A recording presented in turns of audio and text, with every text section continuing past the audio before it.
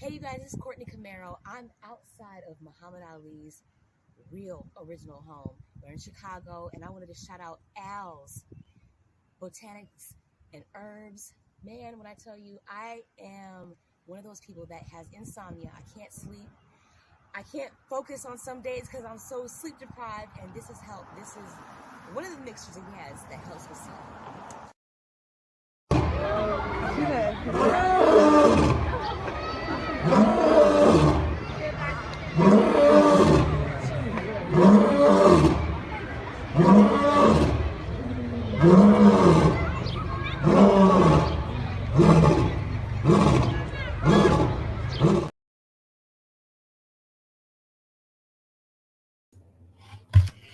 What's good? What's good? What's good? Another Friday night. Very, very grateful. Made it through another business week. Very, very tumultuous business week. It was definitely one for the records. Um, very, very, very tough week because of the weather. Weather in Chicago is basically your furnace is on. that's the weather. Your boiler, your furnace, your wood stove, your fireplace is on. And if you got your wood stove on and you burning wood, you better have that wood on deck because it's cold outside. It's very, very extremely, extremely cold outside. During this time of year, okay, every year just about this happens. Things start to get serious. Relationships become more men become more valuable. Basically, we already know definitely women are definitely valuable, right? We're about to play some chess. We still queen stealers. Yeah, queen stealers. Queen protectors and queen stealers and queen trade-offs. But if you good, you still queens. Okay? So in that regard, we understand, okay, yes, woman is valuable. Queen is worth about 8 points. Yeah. Most people give up when they lose their queen. Okay? They give up because the game is a lot harder without the queen.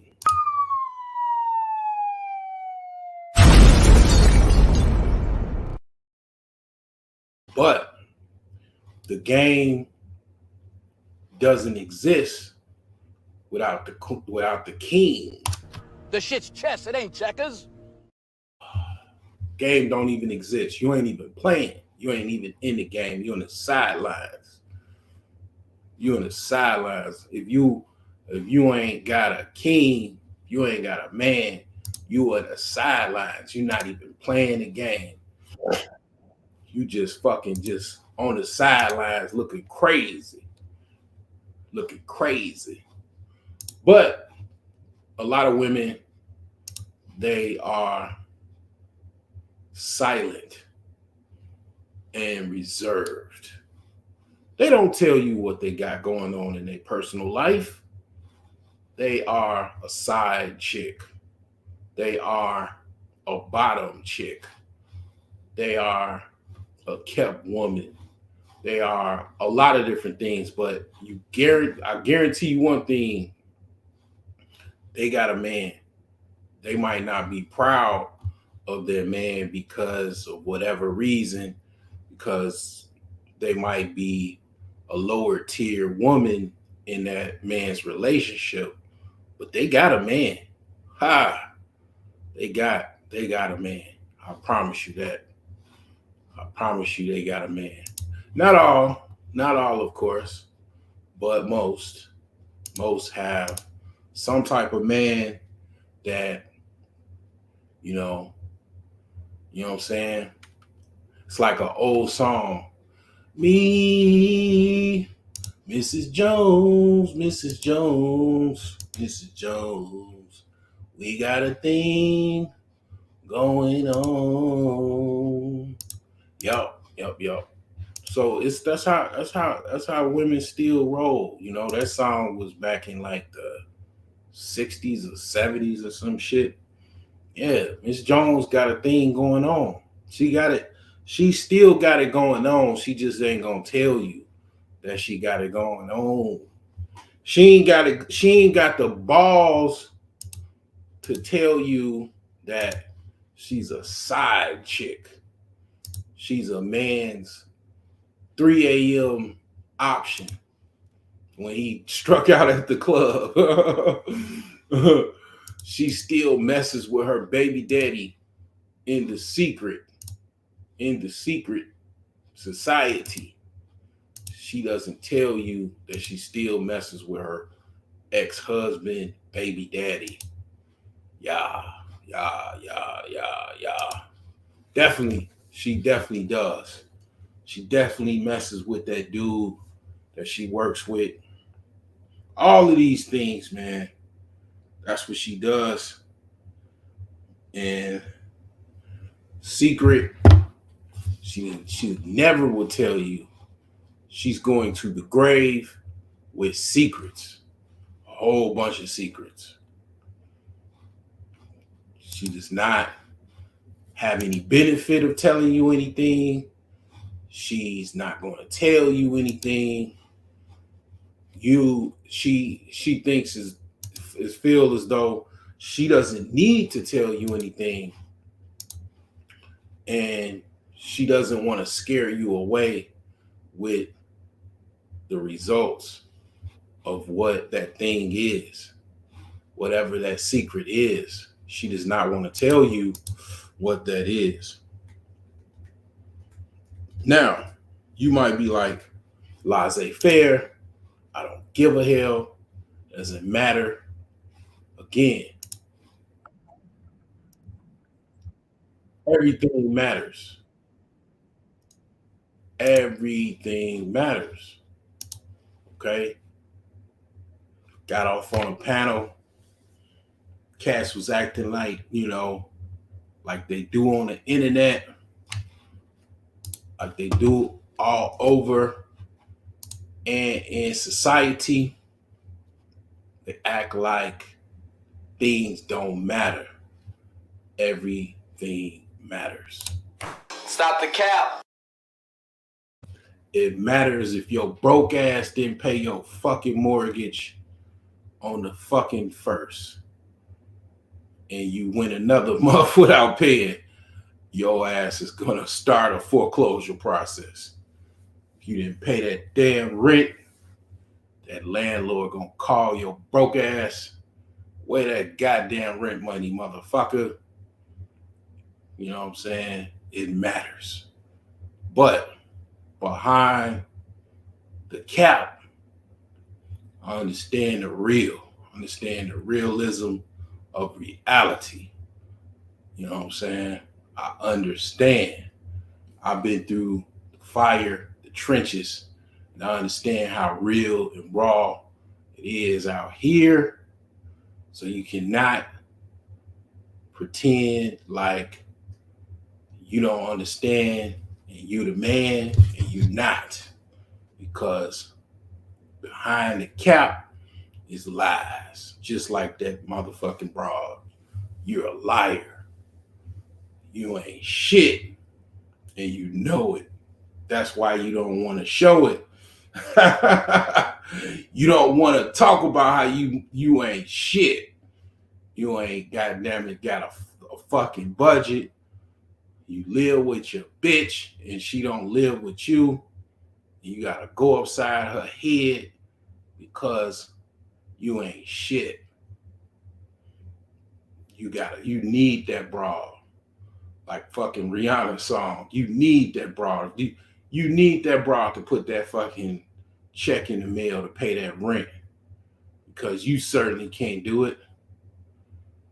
You need that broad, man, to pay those bills. Because you can't control your money. Can't make the money. You can't commit to any type of financial plan. Somebody starts talking about finances, your head starts blowing up like a goddamn bomb.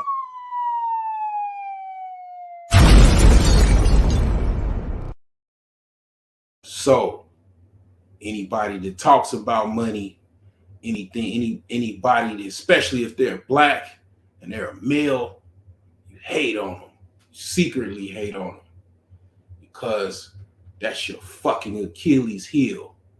That's your weakness.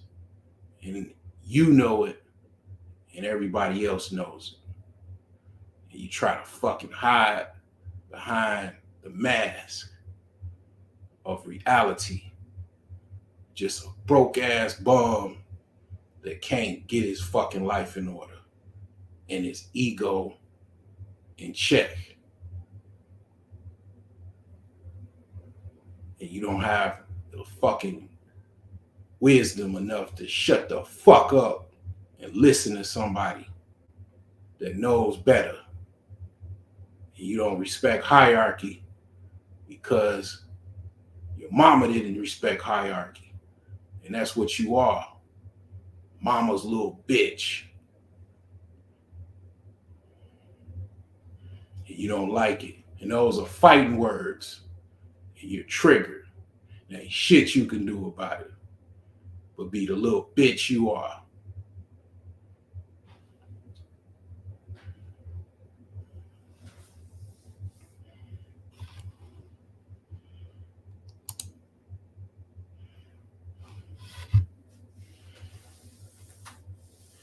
How do I know?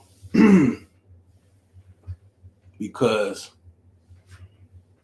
I was that motherfucker that didn't want to fucking realize reality. I wanted to be a delusional loser.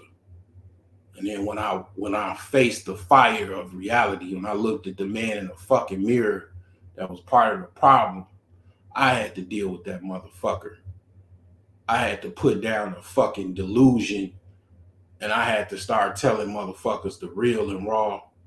And it, fucking life put me in a situation where I had to tell people reality, that people ain't got your best interests at heart 9 times out of 10. You got to stand on your own, and you got to treat people accordingly. I had to learn so much fucking shit that the things that I had to learn, you probably had to go to fucking advanced military training to fucking learn the shit that I had to do, fucking learn by life, by living in Chicago, living, wherever I live, going through the struggles I've gone through in life. You learn, that a lot of what the problems in life is that other people just don't want to face reality. Even men, the problem with men is they don't want to face reality. Black men don't want to face reality as well. Black men want to be in La La Land, Luluville as well. And you can hide in your little Discord gangs, you little fucking beta male bums, and fucking hide there forever. I see you running around in circles like a bunch of fucking retards. That's what I see. Looking crazy. But you better understand one thing, that I see the fucking cap. That's all you need to know. I see that shit. I see the lies. I see the weakness. I see that you don't want to fucking deal with that goddamn fucking problem. And that problem is your bum ass.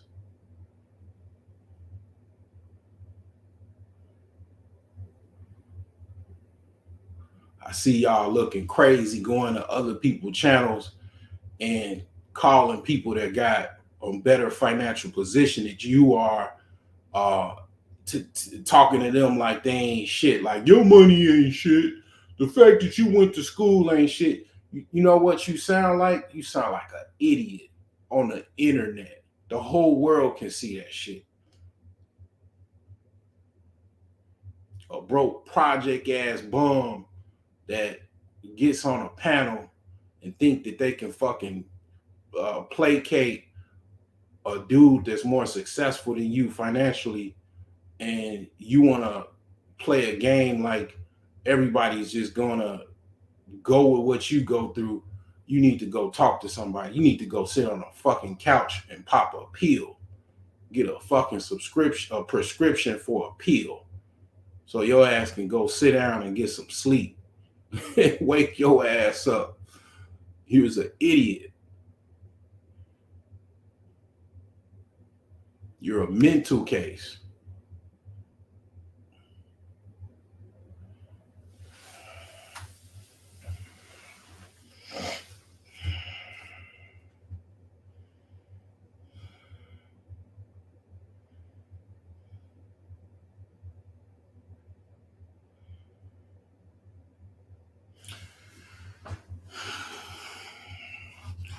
So, I mean, the hate will continue. Okay. And that goes for all you motherfuckers, young and old. The hate will continue. And understand this. I don't give a fuck one way or the other, because I already been through this shit.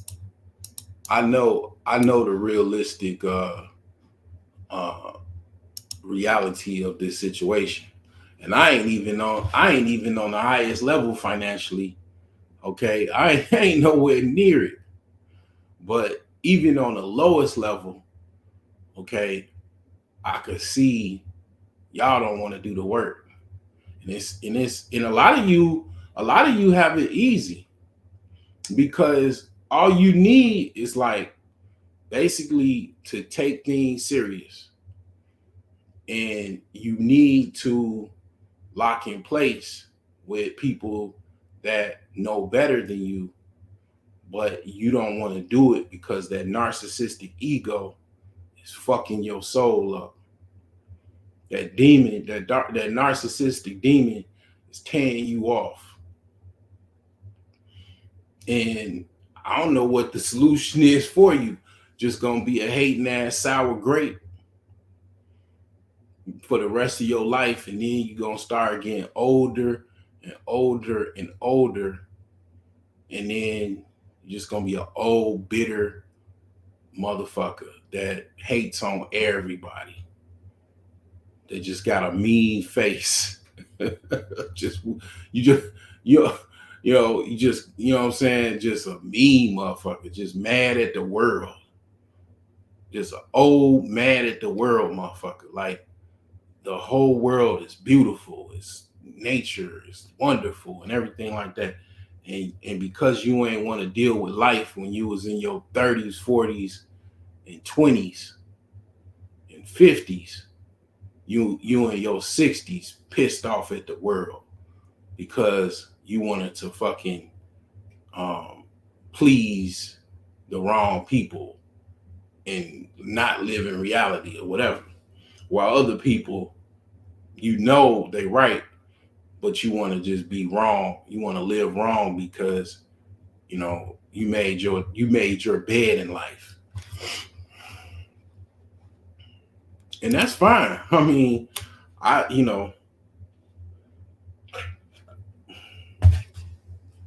understand. I totally understand. Life ain't necessarily easy. It wasn't designed to be easy. Okay, I don't think life ever for anyone was designed to be easy. Not at all.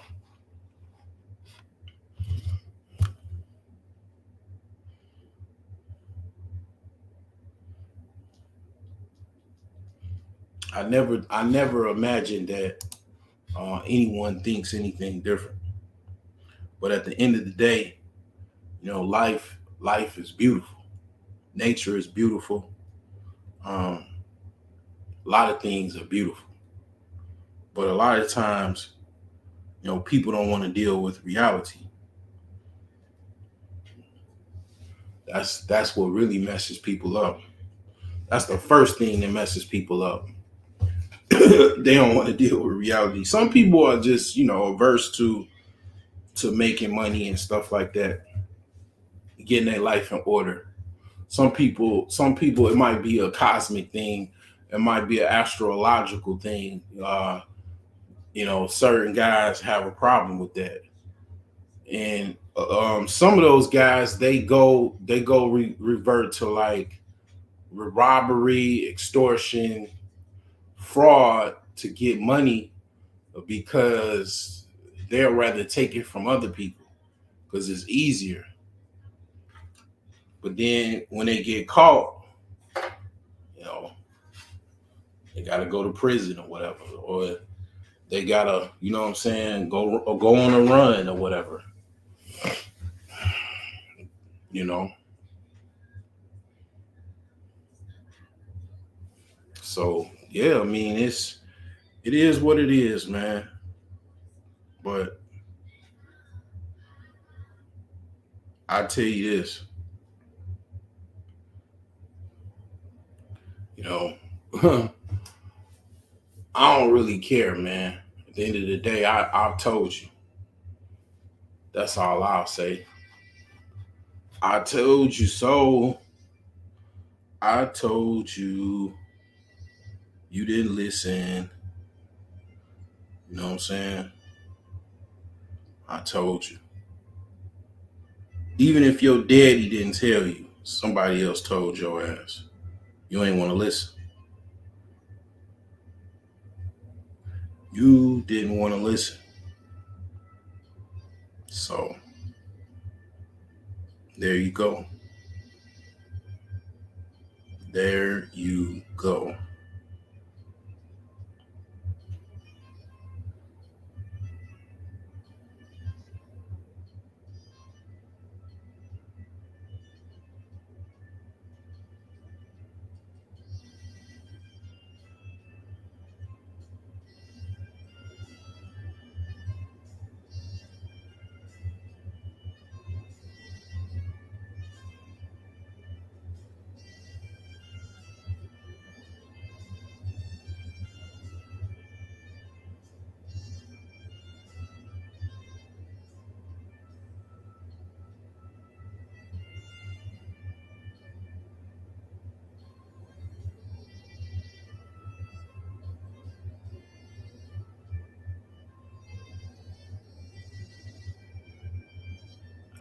Yep.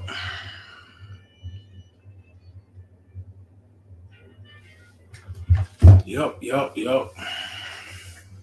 You didn't want to listen. People think that they're better than you. That's really like everybody has the conceptualization that they're better than you. But here's the thing: until you prove otherwise, are you really better? Are you really better? And a lot of times people don't like to admit that, okay, somebody in a better financial position, financially speaking, is better. Okay.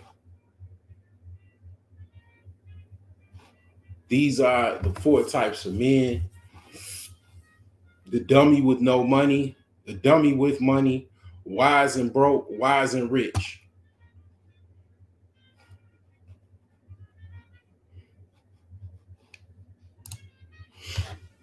Yeah, I ain't even come up with that concept. I first heard that from Elijah Muhammad's son. That's where I heard that. It was a speech in a masjid on a Friday, which is like basically for like Muslims. That's the day to go to like Instead of church, that's the day to go to the masjid. Get the imam, which is the preacher, gives a sermon. That's where I heard that from. That was the most ingenious thing that I've ever heard, man. Four types of men. Now where he got it from, I don't know. You know what I'm saying? But I used to teach an IT class. You know, I used to help brothers like learn IT. And him and a couple other brothers back when I used to really be religious. I used to teach basically like A plus lessons a long time ago. And it's like, you know, the Black Chicago is very small, and the Islamic world is even smaller. So, it was like basically a situation where we crossed paths unintentional. It was like it was just through another brother through another brother, and then all of a sudden I'm just using one of my skill sets to help others learn the skill set. And it's like that was something I learned from him, and it was ingenious because people don't look at this guy up top as value, especially the Black community. The wise and rich man is hated on by Black people. It goes back to slavery. It goes back to pre-slavery. The wise and rich man. Usually the wise and rich man would be a king. In Africa, the wise and rich man, the wisest and the rich man usually is the chief or the king.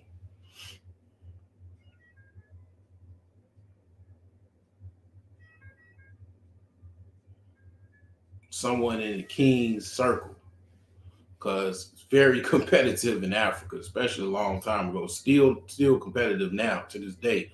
But yeah, nobody like Black people from the Willie Lynch syndrome type stuff. Yeah, they hate on wise and rich men. I will say honestly that I have more work to be done. I am pretty much on the ladder rung of that pyramid, of that capstone. Um, I've been hated on, you know what I'm saying, because I'm dealing with cats that have that Willie Lynch mindset. And I'm gonna tell you, one of the things I'll say, this is why I'm no longer religious. I've seen that basically toxic culture of different people. It's not even just Black people. It's like a demon. It's not even so much a demon, but it's like people don't really care about all of that religious stuff. Whatever they have in their heart, whatever demon that they have attached to them, it's attached to them. Religion ain't gonna stop that demon. Religion ain't gonna stop those mindsets, those like fucked up ass values, the fucked up culture of even the Black community. Religion ain't. It's just a mask. It's like it'll put a tape on a wound, on a flesh wound. Yeah, it'll put some tape on it. You know what I'm saying? You'll stop the bleeding, but you still have this wound, this gaping wound that's just exposed, and everybody can see it. You know what I'm saying? But it's still there. It's like you're putting a band-aid on it. The problem is it's really like, I mean, I'll say to a certain extent, religion can somewhat, like I say, you could put a band-aid on it. A band-aid is better than no band-aid. But you need some medicine. You need healing. You know what I'm saying? You need some type of healing, and that is what's needed. You need you need some stitches. You know what I'm saying? Like you need to perform surgery. Like it's surgical in this shit. You know what I'm saying? It's like it's really, really a thing where you gotta look at it for what it is. And It's a bunch of people that basically are doing things in a unison fashion, and it's fucked up. It's just, that's all you need to know, is it is just fucked up. And it's like, from a religious standpoint, looking back, I had to look at it for what it is. I had to go back to a time where it maybe wasn't so fucked up, and I had to retrace the historical steps and understand that, to a certain extent, a lot of things were damaged because of wars, because of separation, because of divide and conquer. And I had to face everything, you know what I'm saying, for what it was. And that's what I chose to do. It was like one of the hardest, well, yeah, it was one of the hardest things to do, I would say. But a lot of people, I'm not the only one. It's a lot of people that came to the conclusion that I came up with. I'm not the only one that came up to that conclusion. There's a lot of people that came to that conclusion, that, you know, basically a lot of these religions are based off of the plagiarism of Egypt and the practices of the pharaohs, and the customs of the pharaohs. And basically, it's like, for example, somebody take your grandfather, right, information, and they plagiarize it, and then other people take it as if it's their own, right, and they rule with it, and then they tell you your grandfather wasn't shit, and then you believe it because you're an idiot, and so you believe it, and then next thing you know, you praising other people when you really should be praising your grandfather. That's what you fall for. That's basic logic. I ain't have to break it down any other way. Simple logic. Like, that's what y'all fall for. And I sit back and I see this shit, and I just be like, wow, this shit crazy. After a while. And then you got other people that's talking about all kind of the crazy shit. And then when I realize they talking about some crazy shit, I have to fall back. I have to give them their space. People want to push narratives, and all of that type of stuff that's not true. But needless to say, yeah, I don't really rock with none of that shit. I'll tell you just like it is. You know what I'm saying? Everybody has plagiarized, basically one of the oldest civilizations on Earth, which is ancient antiquity, ancient Egyptian antiquity. That's where all of the major three religions, monotheistic religions, are plagiarized from.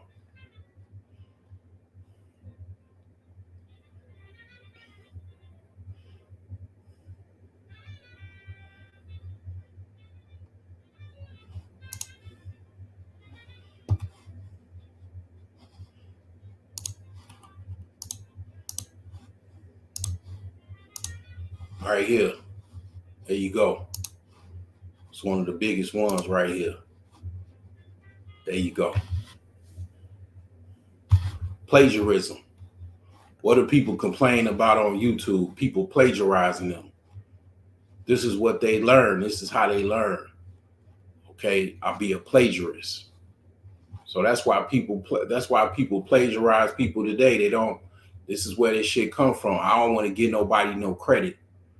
I don't want to shout out nobody because I'm a plagiarizer.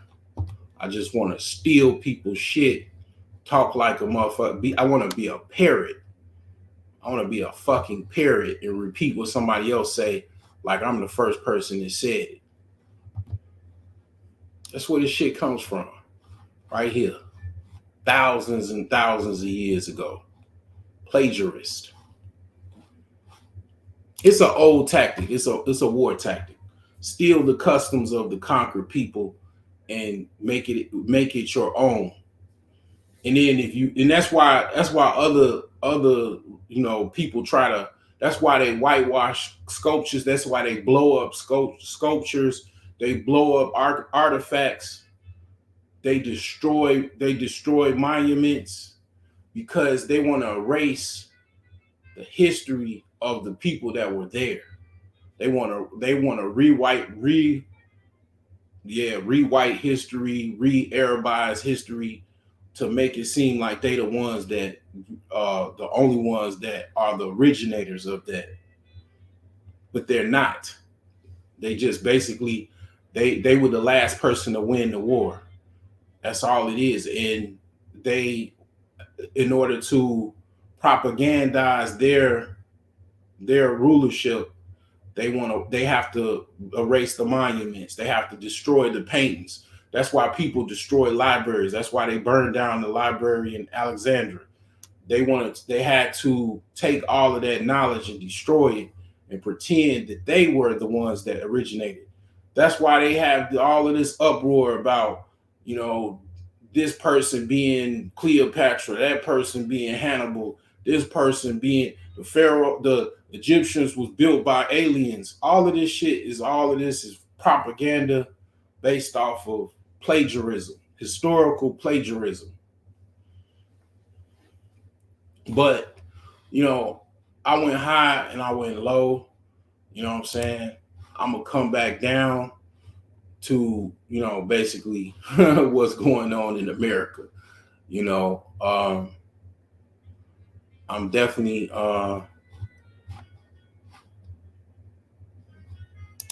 I'm very, very in depth. Other people, they might not have enough gumption to say what I want to say, that I said today or whatever, or they just might not even know. I mean, who knows? A lot of people follow the system for their gain. They pretend to be dumb. It's kind of like the guy that in the Matrix that wants steak so they can benefit from it. All the while they know the truth, but they pretend that with the other blue pill people or regular people, they mix in so they can, have gain and all of that.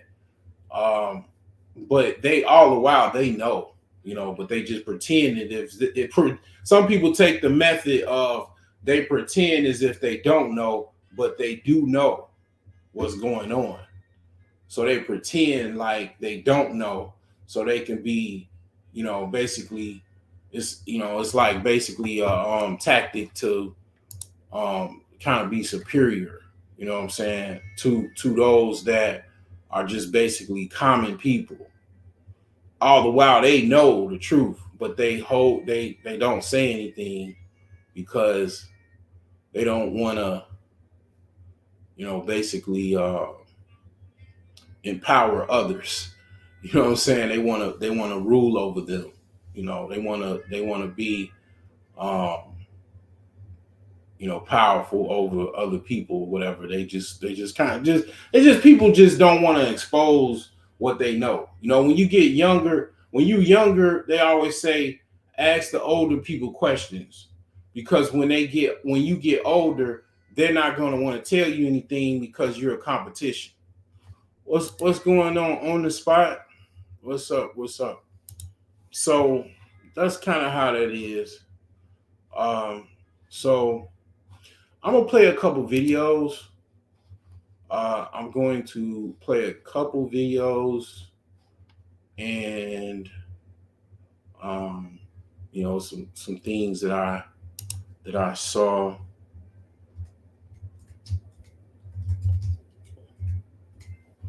And I'm on TikTok, you know what I'm saying? And I've invaded the millennials and zennial space. And I'm very respectful, but I've invaded 2023. I invaded TikTok. I found the cool toys and tech, and I've invaded. I put my Generation X 2 cents in to TikTok, and it's no looking back. I'm absolutely on fire on TikTok, using that high level Chinese technology to my advantage, saying the most basic common sense shit, and and absolutely people are just basically blowing up with responses, views, likes, and comments. I'm clapping back at all kinds of comments. You know what I'm saying? People are coming to my YouTube channel. So yeah, pretty much, yeah, TikTok, man, is, you know, if you older, don't be don't be ashamed to mess with the young folks app. You know what I'm saying? You know, don't be intimidated. You know what I'm saying? At one point I was like intimidated to a certain degree, but that intimidation turned into understanding kind of what TikTok is, and kind of seeing what it is, and just looking at it for what it is very, very intuitive. I would even say TikTok a lot of times is better than a lot of other social media apps because they have a lot of information. It's almost, really, to be honest, information overload. To be honest, you would have to, it's just too much. So much going on. There's so many people that's talking about all kinds of things. You know, it's more than just shorts now. You know what I'm saying? And it's it is what it is. So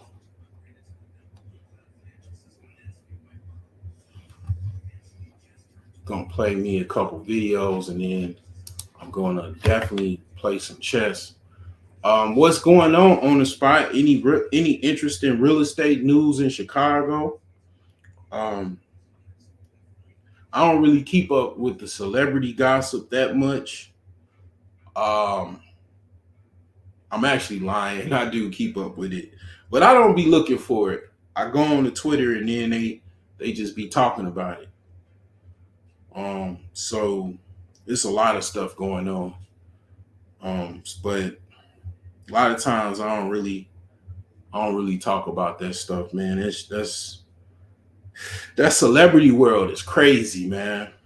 That's a crazy world. That rap world, that rap beef world, man. That rap beef world, I don't really want no parts of that. They tried. I remember I was in a flea market one day, and I was selling computers. You know what I'm saying? I had my nephews with me. I mean, not my nephews, my cousins. They were young, and it was some like hood dude that was like, "Man, you gotta come to the studio. You gotta come to the studio, man. Come on, man. Let me get you to come to the studio, man. You smart, man. You could get in that studio." And I know what that world is. The rap game. They went in it on Empire. They went in it on Empire pretty good. What they do to smart kids, smart dude. What they do to smart dudes like Kanye. All you gotta do is look at Kanye West and how they do square ass smart dudes in the rap industry.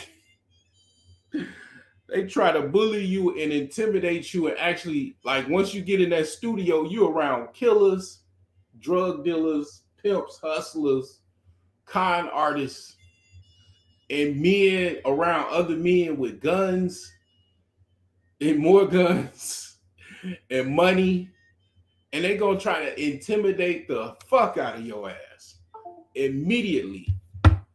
As soon as you get in a car, as soon as you get around the first dude, they gonna fucking intimidate your ass, try to scare you half to fucking death, so you'll be intimidated to basically do whatever they say. by proxy of intimidation. That's what they do. That's an old trap. That's called a trap. That's why kings roll with a court and they roll with an army. Whenever a king traveled, he had an army around him because you come in somebody else's house. Um, it might be a trap, and that definitely I knew that was a trap. And I definitely smiled, and I knew it was a trap. Oh, you say you're on vacation in Florida? Oh, that's what's up, man. That's what's up.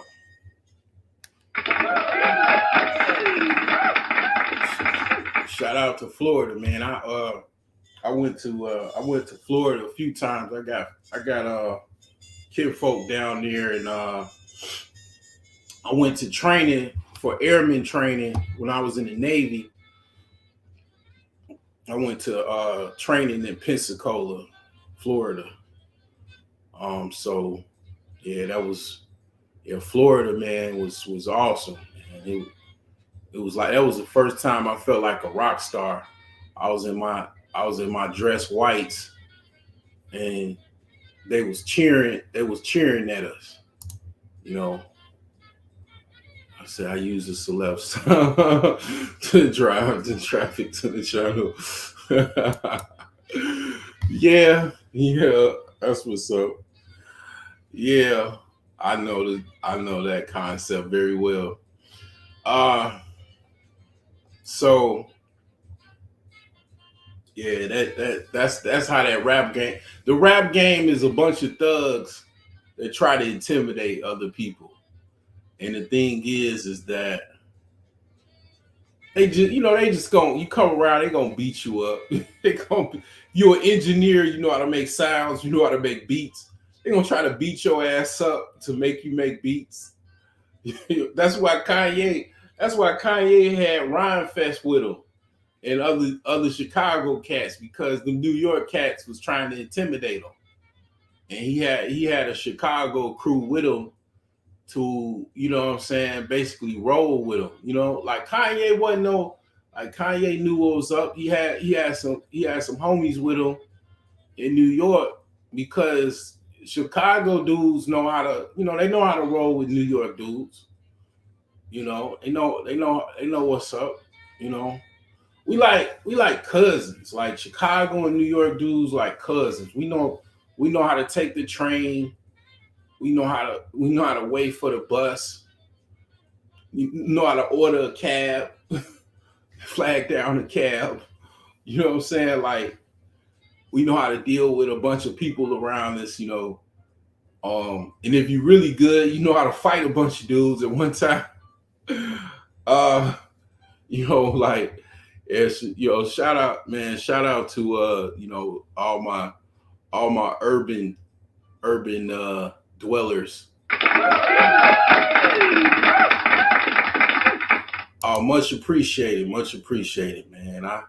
I like it myself. You know what I'm saying? Yeah, but yeah, it's cold, man. Right now, I ain't gonna lie. I was looking at some flights myself, and I was like, wow, yeah, get on up out of here.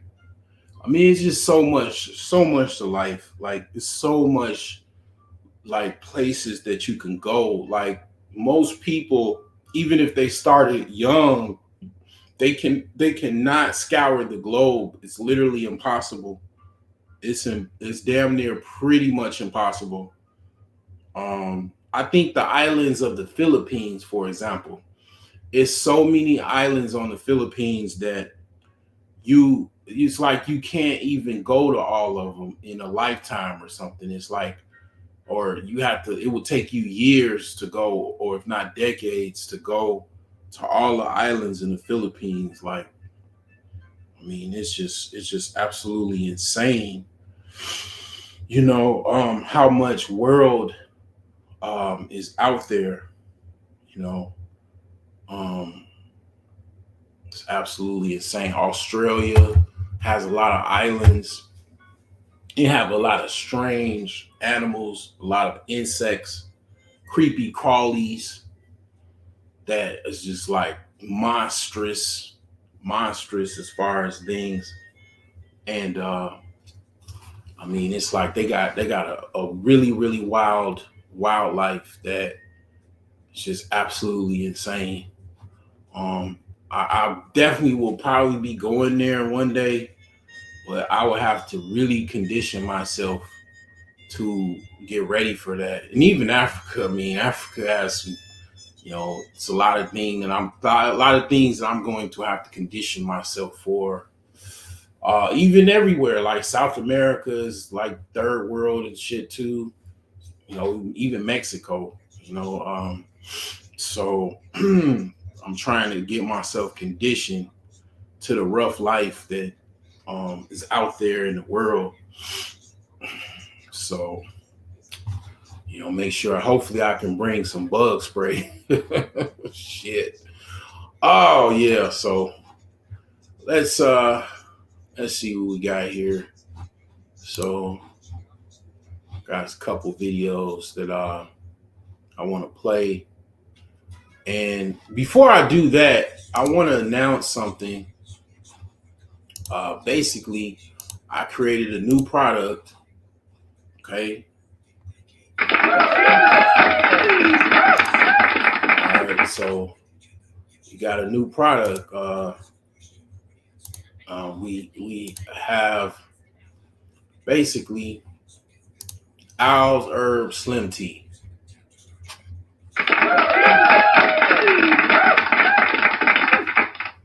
So this is something that aids you into losing weight, also reducing inflammation, removing parasites and microbials. This is a powerhouse. Took this to work today. I had a fanfare. Okay. Monday, I'm about to bring about probably at least 4 or 5 bottles. I'm about to bring a box of these. These are $5 each.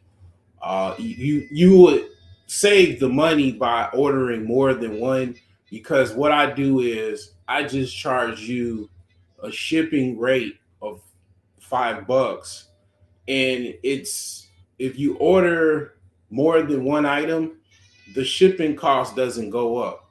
So if you order 5 of these teas, it'll still be $5 to ship it. It's just some people just like order one and you really don't get the benefit because you just get one, okay, and it's still $5 shipping. But if you order 10 of them, it'll still be $5 shipping. So the more you order, the best for you, because the shipping cost is still the same no matter how much you order. So this gets rid of fat fast, and I've used it. I promise you. Let's just say the toilet was filled up more than I've ever seen it filled up in my entire life. I mean, this thing gets rid of stuff out your body better than even coffee. And if you drink coffee with this, get ready to just probably clog up the toilet and get a plunger. I know it's TMI, but I'm just being real with you. Okay, aids in removal of parasites. It helps with weight management. May help with weight loss by promoting a feeling of fullness. Antimicrobial properties, exhibits antimicrobial properties, rich in antioxidants that help protect cells from damage. Great for stress relief. I'm going to say this. I probably lost a lot of people. Okay, that's fine. I understand. I just got to be honest with you. But the thing is that I didn't really get a lot of sleep the other night. And I took this tea, and basically I coasted through the day, even not really having that much rest. And I really had to drive into work because I couldn't normally just do what I normally do, which is basically take the train and then you get like a time to sleep, like at least an hour to sleep and an hour to sleep back or whatever. I didn't have that luxury. So even with all of that, I still coasted through the day because this has a lot of stress relief built in to the drink, to the herbs that's in there to handle stress, to give you enough energy to make it through the day, then not crash out. You know, when I got home, I definitely crashed out. I got a couple Z's and, basically uh, got the stress relief I needed to make it through the day. Mental alertness. It contains caffeine from the black tea, which can enhance mental alertness and concentration. Good for revitalizing your body, helps relieve congestion, helps reduce inflammation, helps reduce constipation. Also has hydration from purified water. The ingredients is basically black tea, coconut, lemon, peppermint, cinnamon, and apple cider vinegar. Okay, results may vary. Please consult your doctor if you have health issues. Okay, so this is Owl's Herb Slim Tea. It's my latest and greatest product. Okay, yes.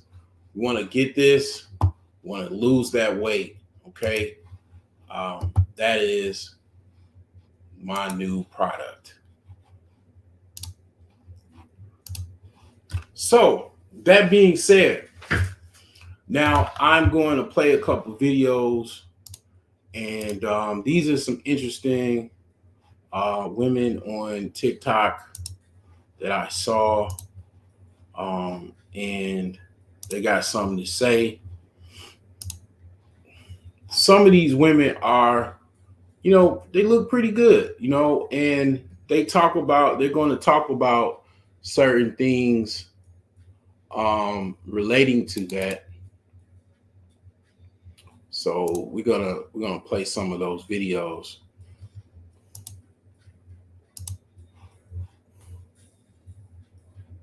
So we'll start here.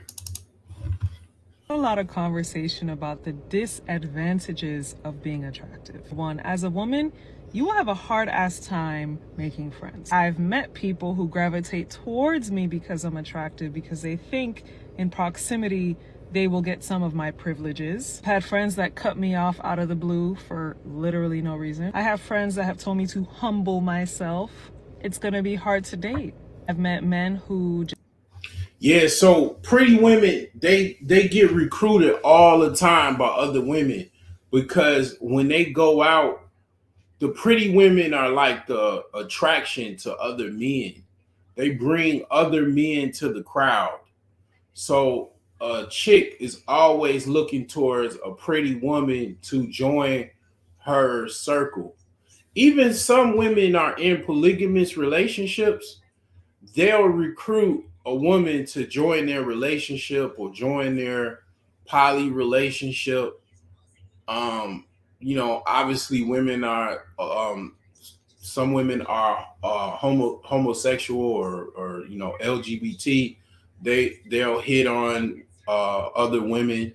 So yeah, a lot of women approach good looking women. And women are different than men. Like, I'm reminded of that a lot of times. Like, men don't recruit other men because they look good. We just don't do that. We might, the best we do, we might give you a head nod or, basically that's it. Like, we might open the door for you so you can go in or leave out before we come in as a courtesy.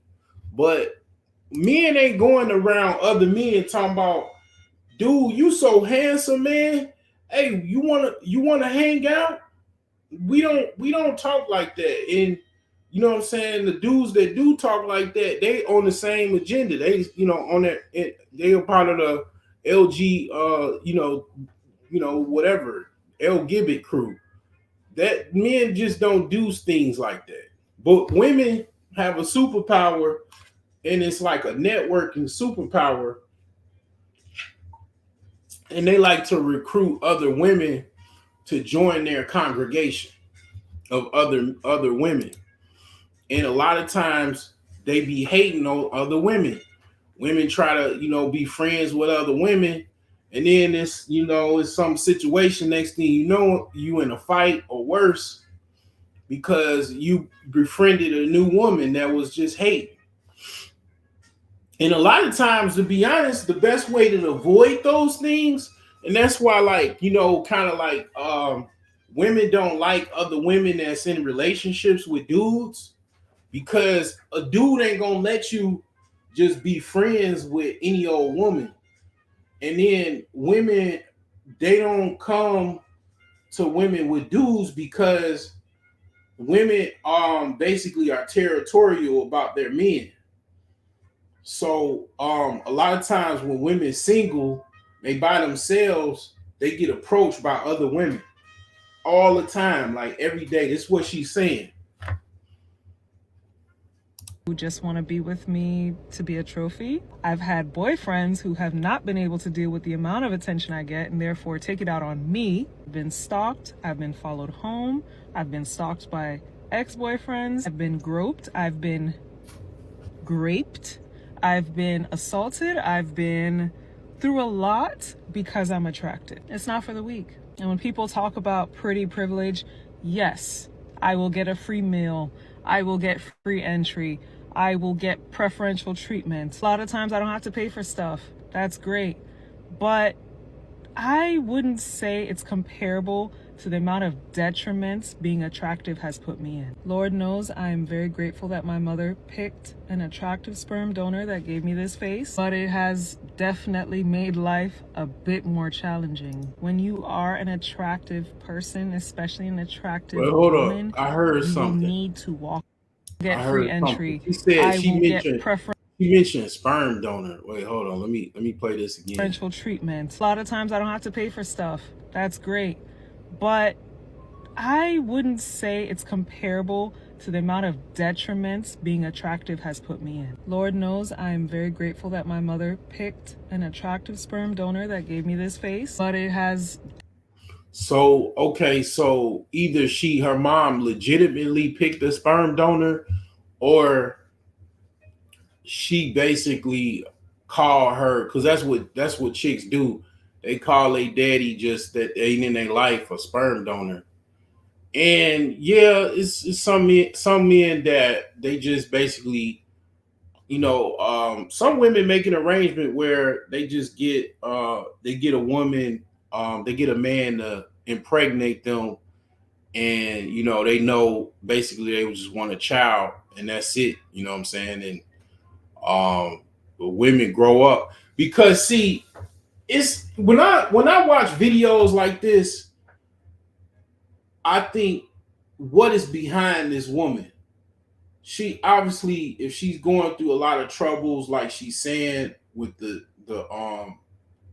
assault and everything, and the problems she having, a lot of times, if your dad ain't around, or if you don't have no brothers, you don't have no, like, a woman is not protected, they fall victim to certain people. Because I'm gonna be honest with you, men get excited with women that don't have no protection. Like, if a dude is a predator, like on some predation type stuff, where he on some toxic shit, and he, like abusing women and shit. If the woman don't have no father, you had pedos that came on live on YouTube that basically said that they look for young women that's like 15, 16 years old that don't have a family, don't have a strong family structure, like on live stream. That's crazy. That is wild. I mean, that's crazy. Like literally on a YouTube platform and thought that shit was cool. Like, I mean, they thought that shit was like they was bragging about it. And it's like, wow, yo. You just basically admitted that you a pedo on the worldwide internet. He said basically he liked to find chicks that come from weak families, basically to be his next victim. And that's why she having problems. One of the reasons because um a father gonna put you on game. A good father gonna put you on game, and is gonna be there to protect you. Because one of the biggest fears that men have is the fear of other men. Men don't really fear women. They fear other men. So if you again, like if you don't have no father around you, or if you obviously like this was another thing women do. I seen this happen a lot of times, just even in Chicago, but it happens outside of Chicago too. What women do is because they basically a lot of women they run away from the responsible dude because the responsible dude is like their father. The responsible man is gonna tell them what to do. And because these women don't really be wanting to be told what to do, they get with weak dudes that basically got good sex or whatever, or good sex appeal. So they basically get with pookies, basically, that are compromised men financially and in a lot of other areas. Just basically they compromise guys or guys on a lower tier where mainly financially, that's why most of the time I always go back to finances. They exploit these men financially by offering them to let them drive their car, let them live in an apartment with them, because the responsible man gonna tell them what to do. So they avoid the responsible man because that's too much like a job. That's too much like their boss at work, or if they're an entrepreneur, the boss at their last job. So they'll get with a pookie that live with his mama or his grandma or wherever, basically living a substandard life. And then he goes to go with her. She got a good family, a good dad, but they'll do this. They'll have a secret relationship with a pookie, with a compromised man that is irresponsible. I'll just say an irresponsible man, financially and in a lot of other regards. And they'll have their relationship in secret and not tell their daddy because they know their daddy won't approve of the relationship. Because you still got a lot of men that are dads that are active fathers that definitely won't approve of a relationship with the person that they date. For the women that want to choose sexual relations with a dude that's not gonna tell them what to do because he's just an irresponsible man, basically they'll have that relationship in private and avoid the things that they daddy told them, because a lot of times women think that they know better, and it's just a rebellious nature that a lot of times women pick up. Men do it too when they teenagers, and they think they know better, and they make their own decisions. And then this is what happens: they break up with the pookie because even an irresponsible man that don't really have no money, at the very core of him, he still feels as though he is a man.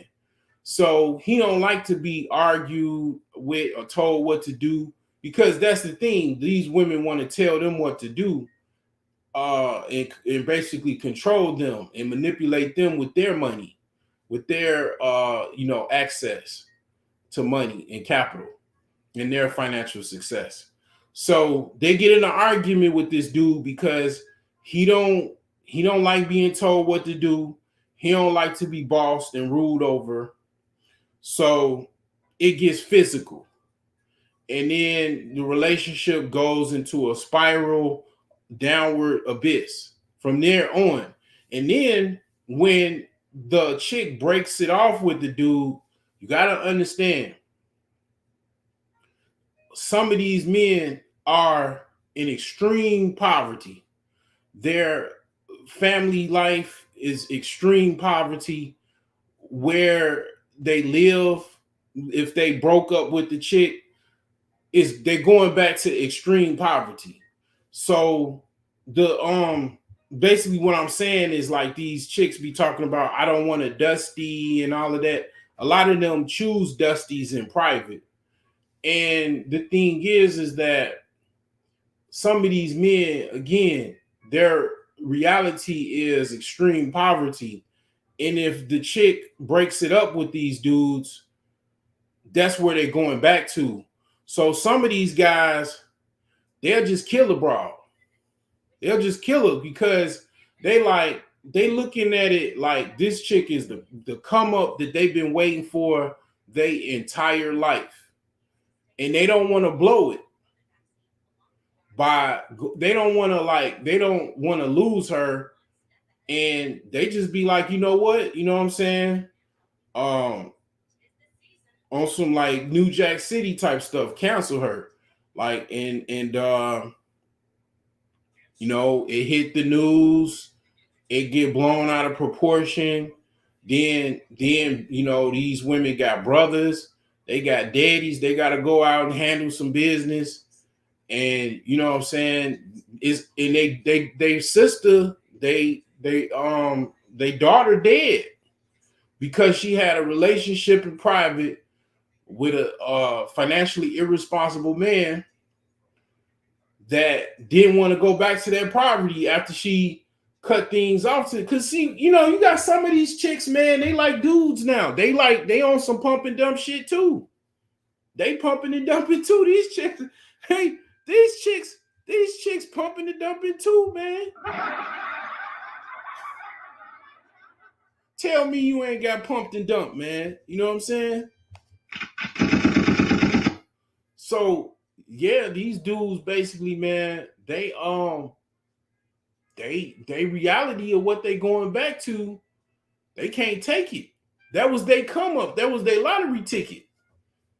And then they wanna cancel Keisha by proxy of violence. I don't know how many times this happened, bro. This happened with, we want to talk about celebrities. This happened with Jennifer Hudson's sister and her sister's baby daddy or boyfriend. Dude, man, knew Jennifer Hudson already blew up. She already won American Idol or was a finalist and got this deal and this movie. She was making money. Man, that chick tried to break it off with that dude, Jennifer Hudson's sister.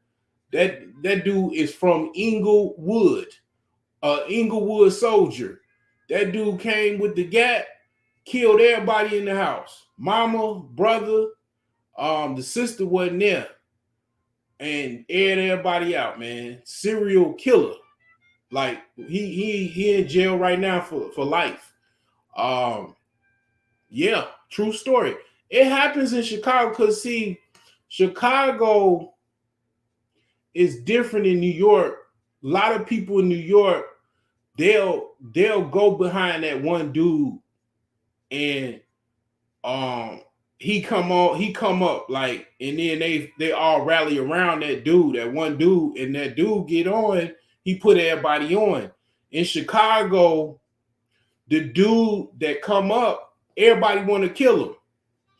That's what happens with Lil Durk. it's like everybody want to be the chief. They want to be, you know what I'm saying? They don't want to be the Indian. Everybody want to be independent and they want to be the chief. So if you came up, you got to move out of Chicago because they gunning for you because they don't want you to be the chief. They want to be the chief. If that mean they got to destroy you, so be it. Or they got to, you know what I'm saying? Like, cats in Chicago, it's a reason why Chicago the way it is.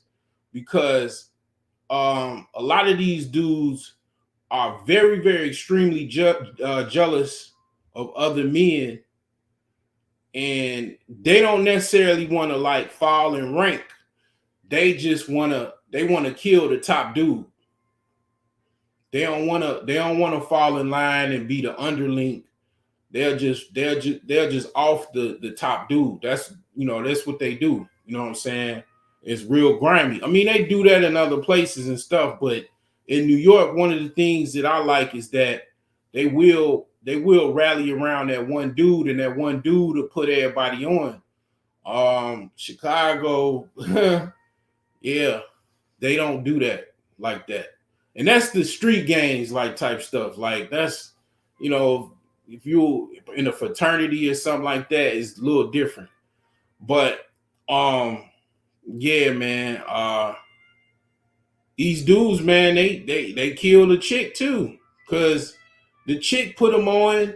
They had the secret relationship away from the dad, and you know what I'm saying? Chick tried to play. She tried to play the queen without any protection. You know what I'm saying? They you know what I'm saying? They ain't know how to play the game, and they got, you know. It happens often because these women, you got to understand it from an aspect of submission. A lot of women run away from submission. What do I mean by running away from submission? They don't want to listen to that man or any man besides somebody that's probably paying them a paycheck or giving them a check. So what they do is they go, because they still want a man, they get a man that ain't gonna tell them what to do, because he ain't got the power to do so, because he ain't got no motherfucking money. he ain't got no money, and he ain't got no backbone. You know what I'm saying? He ain't got no strength. You know what I'm saying? So they get with weak dudes. They got some good sex, but he ain't got no money. And they look at it from a power position. I go get with this dude. He irresponsible. He not gonna tell me what to do because I can tell him what to do. And then next thing you know what I'm saying? They still a woman. That's what they forgot. What makes a man is his might. What makes a woman is her womb. Men are still strong. Even a nerd is strong. A nerd will kill a woman. The average woman, a weak nerd will destroy the average woman because he's still a man. Because women tend to underestimate men. It's all in basically how you think, your mental understanding and awareness and delusion. So they don't really, a lot of times women don't play things out. And then a lot of women, they don't listen to older women, and then they don't like men because they daddy wasn't around or whatever, or they daddy was really aggressive toward their mother. So they have this thing where they don't like to listen to men. So they don't have nobody to save them from a terrible decision that they're gonna make. So they make their decision, and yeah, at the least they get swelled up. They get a pumpkin head by their boyfriend, or they get killed. It happens a lot in Chicago, man. I'm not gonna lie to you. I mean, it's not even Chicago. It's like Illinois, it's Indiana, all over the country. This happens, and somebody like myself, they'll just say, this dude's a dusty, or he's a lame, or he's a nerd, or he can't do this, or he can't get that. And I don't disclose like what I do, because any wise man will not do that. I don't have anything to prove. I don't have anything to prove to anybody else. Um, a lot of other dudes do like to prove things to you, but one of the things a wise man has is his secrets, and his secrets protect him and others involved. So I probably most likely will never tell you what happens. Now, my friends know, my inner circle know about my life. I know about their life, but you ain't gonna know unless probably I blow up and get extremely rich. Then yeah, my friends will tell y'all for an interview and $10,000. But by that time, I don't even care, because my secrets really wasn't no big deal, because I'm pretty much a moral and ethical guy, and definitely spiritual. So, you know, I just ain't telling y'all because it just don't benefit me to. And, you know, I don't even want y'all to be hating on me even harder than what y'all already hate on me. So I just would rather not disclose all of my business. I mean, I disclose too much of my business as it is.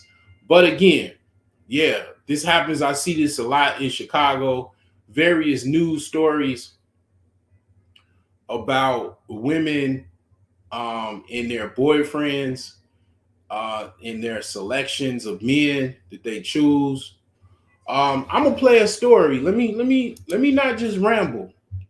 I'm gonna play a story, man, because y'all don't believe me, right? Y'all don't believe me. Y'all don't understand me, right? Y'all don't hear me.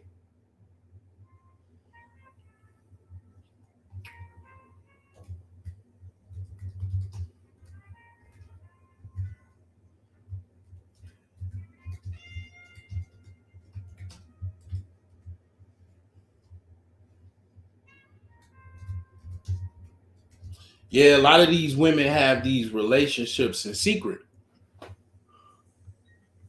Yeah, yep.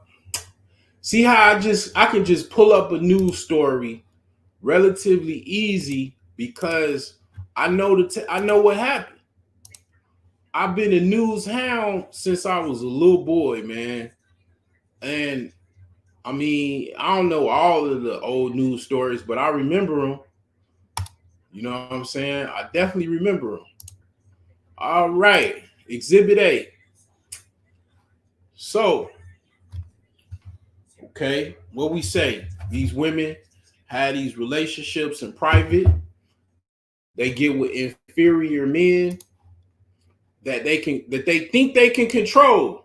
Because one of the things that women forget, Pookie is a thug.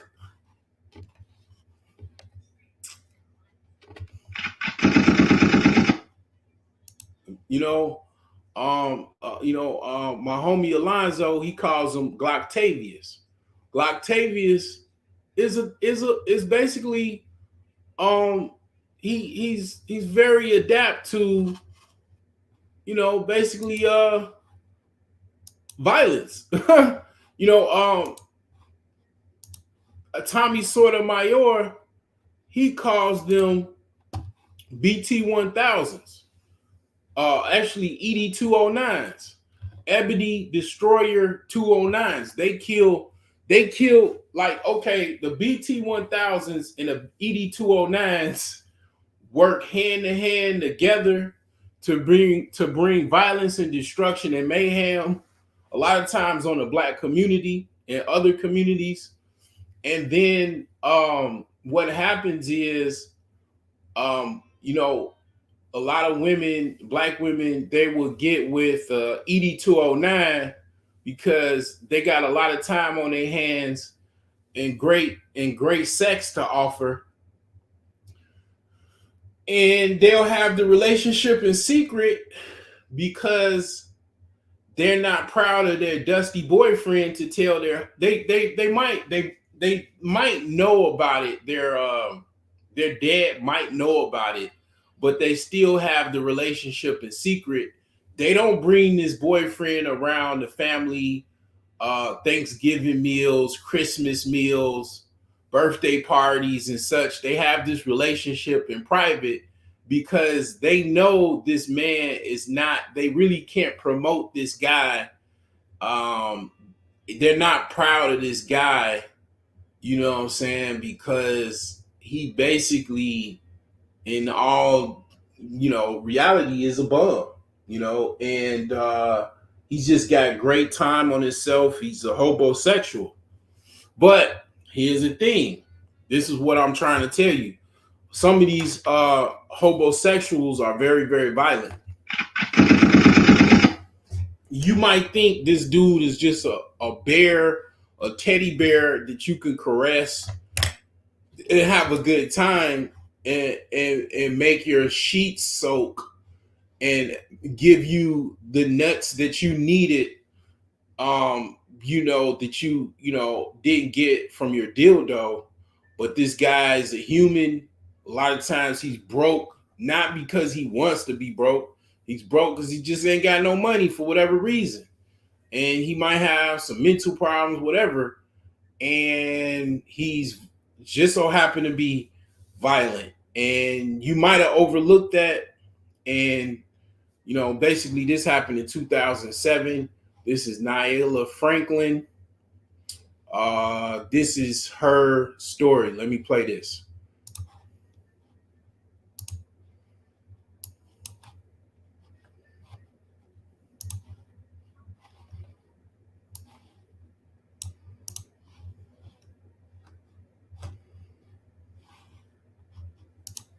Chicago man found guilty of murdering a former girlfriend whose badly decomposed body was found after she had been reported missing. Eyewitness News reporter Rob Elgus was in the courtroom for that verdict. He's joining us live with the story. Rob? Reginald Potts is guilty of first-degree murder, and after standing in solidarity with State's Attorney Anita Alvarez, cheers erupted. A private moment for Nyla Franklin's family, overheard in the hallway. This case is another example of domestic violence. Closure 8 years in the making. Nyla Franklin's killer, Reginald Potts, closure 8 years in the making.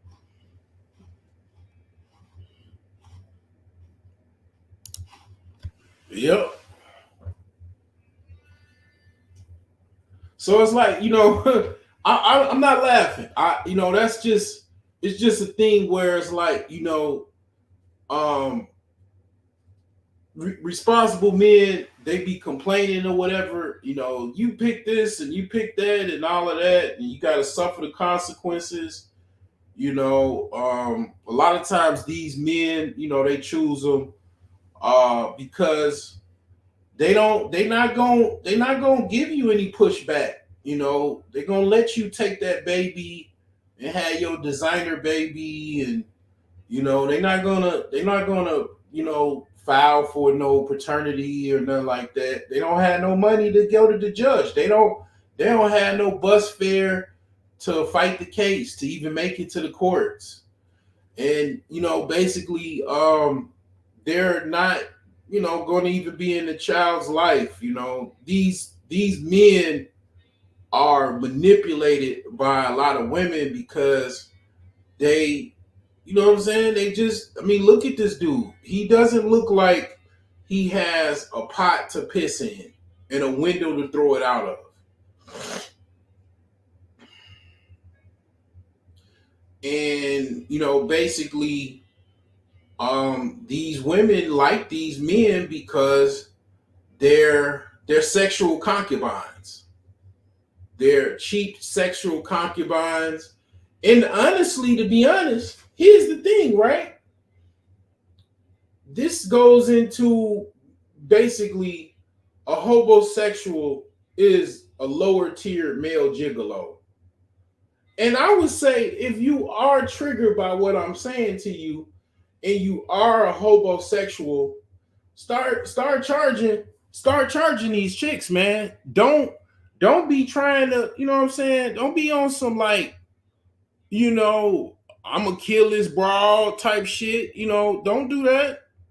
You know what I'm saying? Start charging these chicks. It's I mean my fee is, start charging at least $100. Start charging $100 for a day. Basically, you gonna get what you know what I'm saying, need. Now here's the deal. Like after you charge that $100, right? You could pretty much, she gonna tell her other friends. You know what I'm saying? Now, eventually you gonna go up to the $500 charge. You know what I'm saying? You gonna get your clothes good, go to the thrift store, get your clothes up. Now you're gonna charge $500. You're gonna charge $500, and then it's the same good time.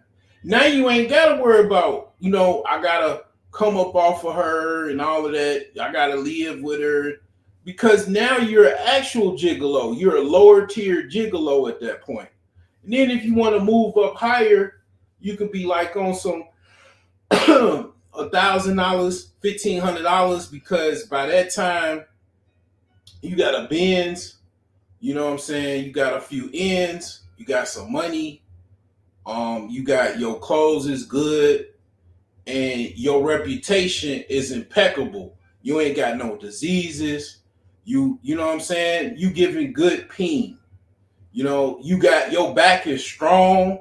These chicks can't control you because you got money. You got a car. See, y'all dudes thought I was just gonna be on some hating shit all the way through, and I won't be objectively just looking at both sides. Because I know a lot of dudes is like broke and shit and all that. We all know that. You know what I'm saying? We know that.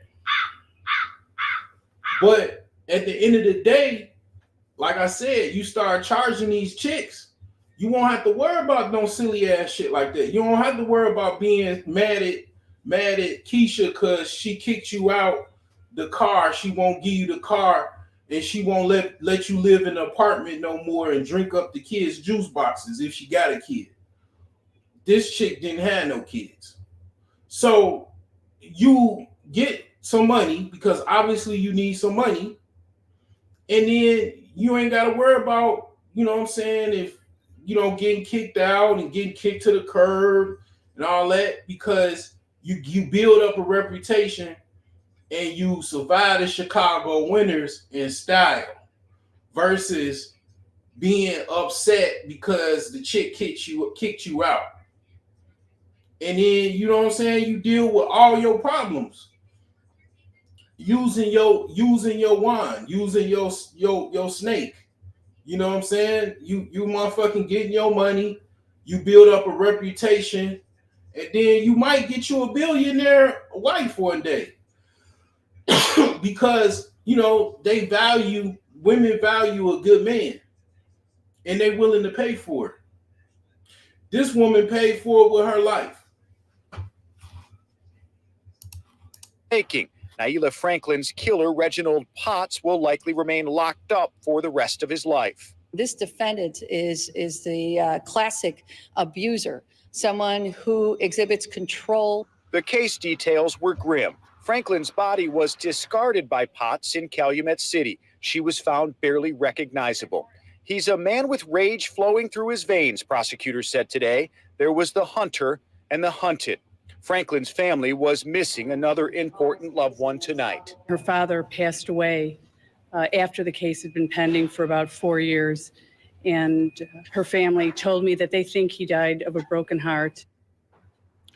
Potts, now 38, is scheduled to be sentenced by a judge later this month. At 26 in California, Rob Elgis, ABC 7 Eyewitness News. There you go. Even if they got a father, they'll still go get with that dude. because in their narcissistic head, they don't want to listen to the responsible dude. They don't want to shut up and sit the fuck down and let some manager at their job tell them to do so. They train to be slaves. Only listen to other people, not their own. First book, Shahrazad Ali. Are you a slave? Are you a slave? Slavery was only 150 years ago. Wasn't that long ago. The mind of a slave is still in here. You haven't worked on here and got that slavery out your head, that plantation mindset out your head, chances are you still a self-hating slave. Yup. So, I mean, don't listen to me, man. You know what I'm saying?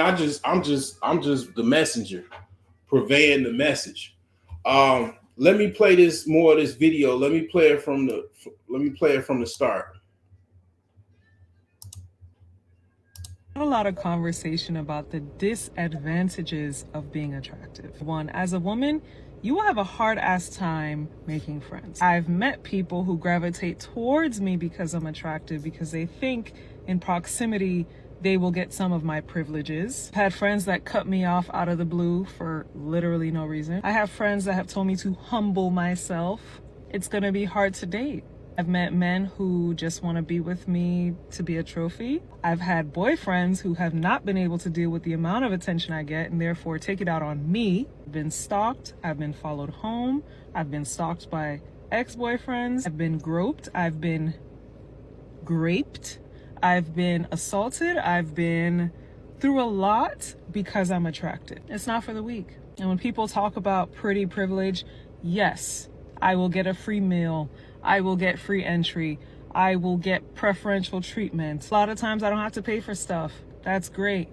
But I wouldn't say it's comparable to the amount of detriments being attractive has put me in. Lord knows I am very grateful that my mother picked an attractive sperm donor that gave me this face, but it has definitely made life a bit more challenging. When you are an attractive person, especially an attractive woman, you will need to walk around and protect yourself physically, mentally, everyly, from everyone, because they will be attracted to you.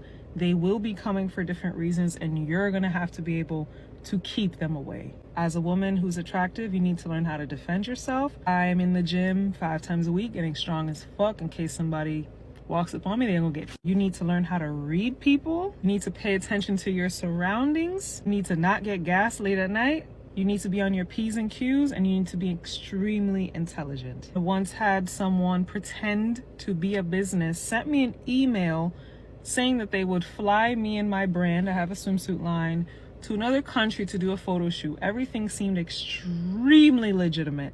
They even sent photos of other women that will be attending the event. They fucked up because one of the women in the photos is someone I know. I messaged them. They had no idea what I was talking about. This pervert was trying to lure me out to another country to do God knows what with me. This is what you get for being attractive.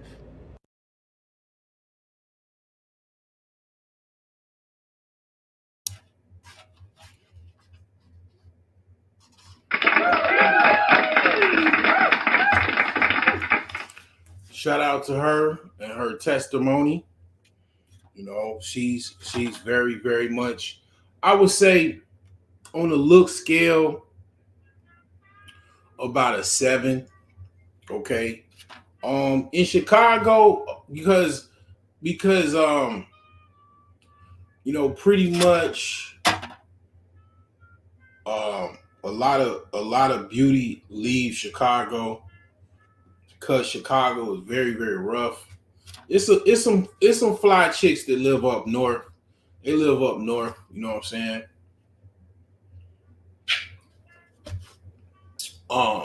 You know, South Side pretty much is rough. A lot of parts of South Side is rough, so if chicks don't live in the suburbs, they probably live up north. They probably might, date white date white guys. I'm gonna just keep it all the way a buck with you. But it's some chicks, downtown in little pockets, man, all over, man. But yeah, Chicago 7. She bought a Chicago 7. You know what I'm saying? She definitely, man, will get all of that and then some in Chicago. They will try to chew her up and spit her out. You know what I'm saying? So you definitely have to be, if you above a 5 and you got a body in Chicago, you better be on your P's and motherfucking Q's. Because these some of the thirstiest motherfuckers on planet Earth in Chicago. I just gotta keep it all the way real with you. Because Chicago it's a lot of like segregation, and it's a lot of dudes that's independent truckers. It's a bunch of chiefs, and nobody want to be an Indian. You know what I'm saying? They just want to steal from the other chiefs and the other Indians. You know what I'm saying? They don't want to be the Indian following along the chief. They want to be the chief. They want to be the last chief left. Even Chief Keef left, had to leave Chicago. Because they were trying to kill him. They were trying to rob him and kill him. He had to leave it. Lil Durk had to leave. Like, Chicago is a place that even if you come up, you can't stay there. You gotta live somewhere else. Like, I know how to move in Chicago. I don't got that problem because I know how to move. Basically, I ain't coming to no hood ass clubs. I ain't going to no clubs because I'm already rich. I don't go to clubs now. And I ain't rich. I don't hang around poor. I wouldn't hang around poor people like that. Unless I was passing out, hot meals at the homeless shelter. Because I'm volunteering.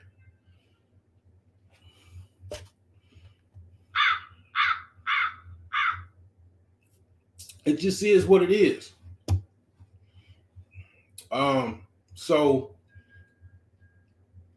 shout out to Chicago, man. It's a beautiful place. It's a lot of people that's beautiful too. It's just a bunch of niggas. You know what I'm saying? A bunch of motherfucking niggas that make it fucked up. That was raised with a single mother.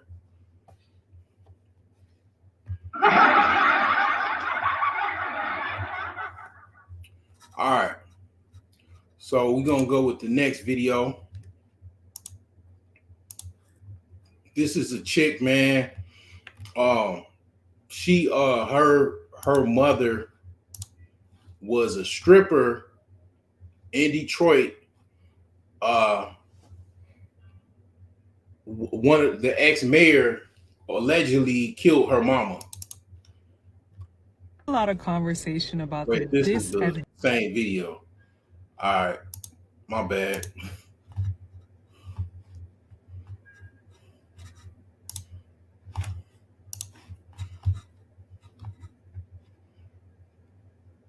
And then I dropped the link in case anybody want to come up and want to spill and want to talk about something that's related to the topic or something else related in some form or fashion. All right. I used to think that posting on TikTok and Instagram, my person, and not because of. So basically, like, you might have a lot of haters. Your haters might be your family members. It might be your shady ass friends. Your fake ass friends, your fake ass family, and other people that know you. You know what I'm saying? They just, like, the thing with social media, people be on weirdo shit. they see your posts and they don't like them because that's their way of being weird. Strangers, because strangers listen better than your own people sometimes. I just thought it was weird because I have actual friends and family that have for years, right, have seen me post all the stuff that I go through, or just even when I have my business up and running, right, would see me post all this stuff and never comment one thing. Never hit me up to see how I'm doing. Never hit me up to compliment my work. Just would be there just staring and keeping up with my life. So I no longer think it's weird because I'm not the one going to their pages and checking to see what they're up to. They're coming to mine, keeping up on my life, and just talking about me behind my back to their other friends and family. So if anyone's scared to post, like, just at all, I don't know, whatever you want to post. If you're scared, don't be scared, because there's people on here who look like scam pages and they actually know you. And they're worried about what you're doing. Or they're not worried. They might want to make fun of you. But guess what? You're still not worried about what they're doing or what they're posting. Like, you're laughing at other people's TikToks that people you don't even know. And here they are, like, look at Becky from school. Like, she's doing bad in life and I'm doing better than her. I think that says way more than what I just said. Yeah, so I give her about an 8. You know what I'm saying? Yeah, she about an 8. She could probably be adjustable 9. Like, she going through a struggle right now with her baby daddy. I don't know who her baby daddy is. She going through some type of struggle. She come from, troubled relationship. I mean, troubled life. Her mama was killed allegedly by the ex-mayor of Detroit, Kwame Kilpatrick. That's allegedly. That's what she said. You know what I'm saying? Basically, she don't have her mama. Her daddy probably ain't around. I don't know. Not really sure. But, a lot of times, man, like I said this morning, you ride off your momentum of your parents. If your parents don't got no momentum, then a lot of times you don't have no momentum because you trying to play a game of cards and you ain't got no hand, or your hand is whack, and it's hard to play with a whack hand. You know what I'm saying? So yeah, she shout out to her, man. You know what I'm saying? She gonna come up. She gonna come up because she already coming up. She got the face. She humble. She smart. She gonna win. You know what I'm saying? She just gotta find a way to deal with her baby daddy. You know what I'm saying? Basically, this is the thing, right? This is what happens. And this goes into some other type stuff. If another dude come around, I bet you the baby daddy get upset. Most likely. The other dude come around, man, I it happened, man. I seen it. Baby daddy get screw face because another man always jealous of what he don't have no more, and another dude getting something that he don't got, and then you around his kids. You know what I'm saying? Because you dating the mama or whatever, you with the mama. So it's like, yeah, you always gonna get the screw face from the baby daddies. I suggest don't do it. You know what I'm saying? She probably got to get back with the baby daddy, but you know what I'm saying? They'll try to play angel and all of that, but the thing is that you got to find out who fault. The only way you would find out who was at fault if they did a consultation both together and then you find out who's at fault by the conversation. Whoever the loudest or the meanest or the most emotional and got the most dirt and who running or who don't want to talk, they're gonna expose themselves as being the at fault person in the relationship. So, anyways, I wish her the best. You know what I'm saying? We're gonna play some chess, man. That's what's next. We gonna play some chess. So, we're gonna try to see what we can get into. I want to play a tournament. You know what I'm saying? I want to play me a tournament, Joe. Yeah, a tournament. So we got one going on. We gonna spend some time tonight. You know what I'm saying? Cause, yeah, why not? So we got a tournament. You know what I'm saying? Let's see, where am I at in this tournament? It's starting in 2.5 minutes, 2.5 minutes. So the tournament is starting. Okay. Yeah. So yeah, man. Yeah, they got these Discord gangs, man. Hey, man, I don't want to see you listening to the Broke Genius. I bet not see you listening to the Broke Genius. So that's what these cats doing, man. You know, these cats, they got these little Discord, little minion armies and shit. They using they got Discord gangs now. You know, it's like the gangs ain't like in the real world. They in the real world, but now on the internet, this is my world. The internet is my world. You ain't gonna get me in my shit because this is what I do for a living. I've been working in IT for over 20 years. This is the nerd world. You ain't gonna outplay me in my world. Trust and believe you ain't gonna do that. You know what I'm saying? You ain't gonna outplay me in my world. You know what I'm saying? So I promise you that, bro. You ain't gonna play me in my world. You know, I got you in this joint. You know what I'm saying? With the subnet mask and all the IP addresses. You know what I'm saying? I do video editing. I do and I don't even have like high level software yet. Like, you know what I'm saying? I don't really got like no high level, studio software, nothing like that. I got free shit. And I be, you know what I'm saying, doing my little edits. I use, you know what I'm saying, old tech.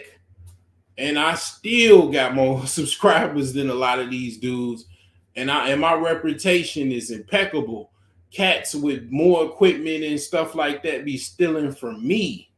You know what I'm saying? Stealing from the genius. You know what I'm saying? Stealing from me, yo. I mean, you know what I'm saying? But that's the thing. They're always trying to cheat off the smart guy. You know what I'm saying? Shout out to the smart guys out there. You know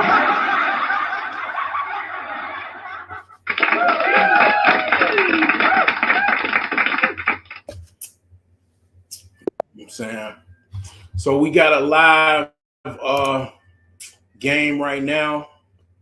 We got our first game. Okay. He gotta move. If he don't play, he lose automatically. This is a tournament. You gotta play in a tournament, I believe.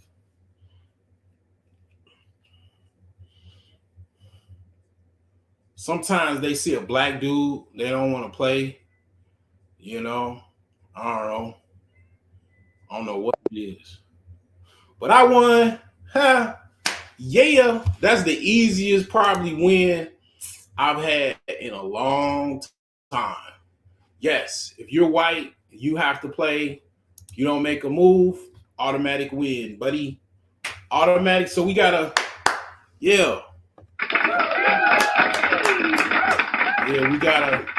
we got an automatic win. Bulldog George didn't want to play, so we going to the next game.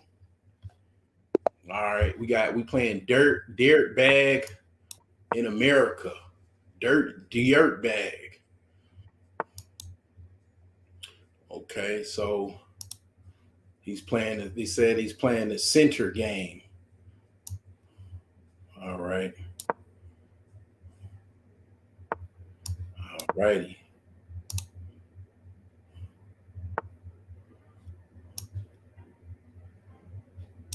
All right.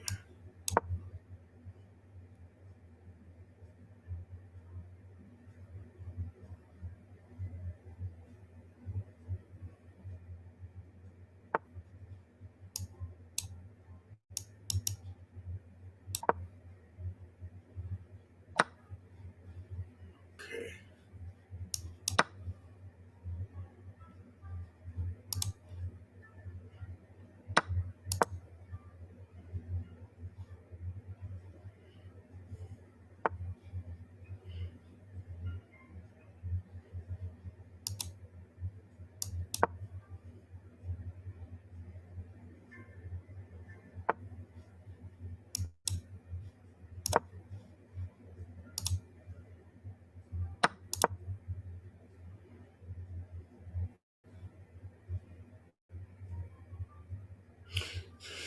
He's doing good. He's already up 6.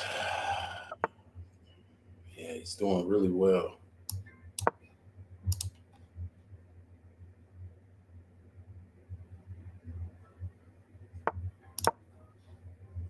Doing extremely well. I don't really know. Like I've come back from a lot of lowly like positions. I swear to God I have. I've come back from like I've been surprised at like some of the games that I've had where I came back, you know,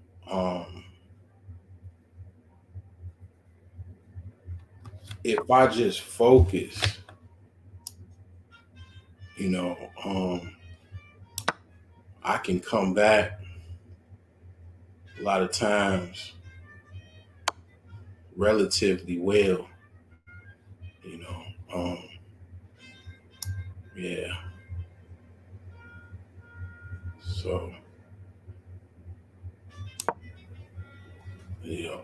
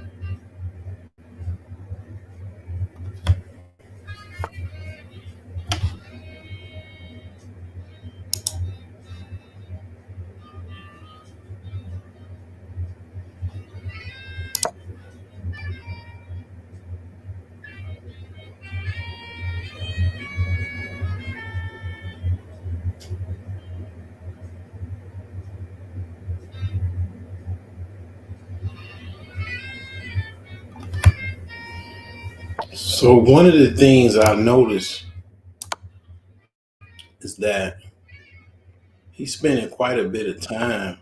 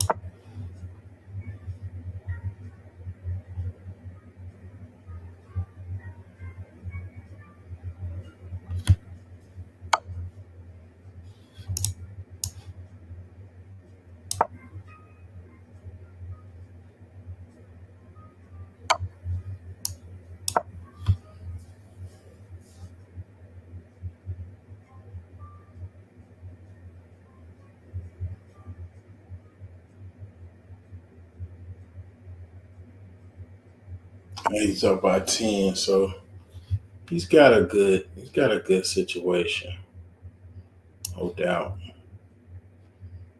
He's got a good scenario.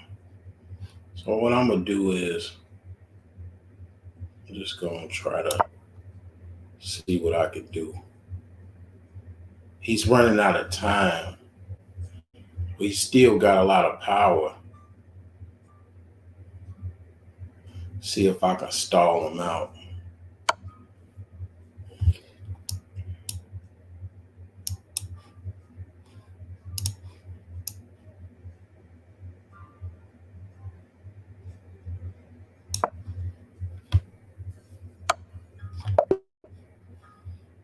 Yeah, he got me.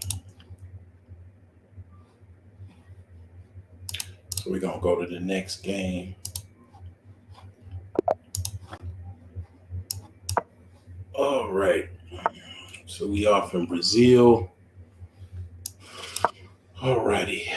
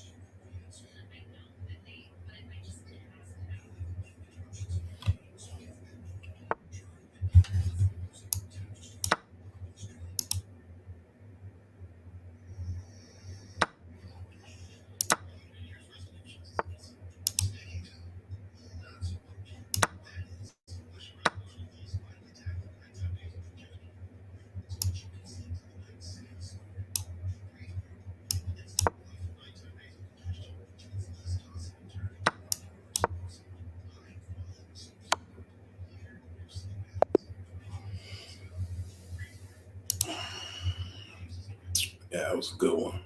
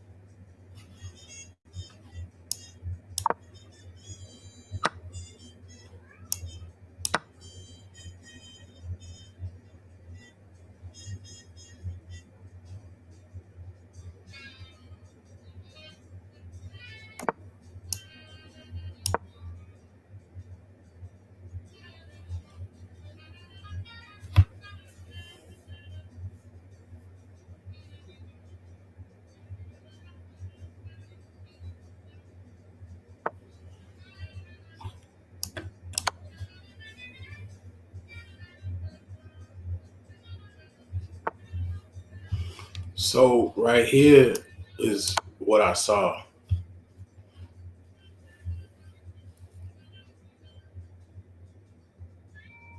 I saw that like 2 steps ahead. So he's a real goofy because basically um the move was he was supposed to sacrifice.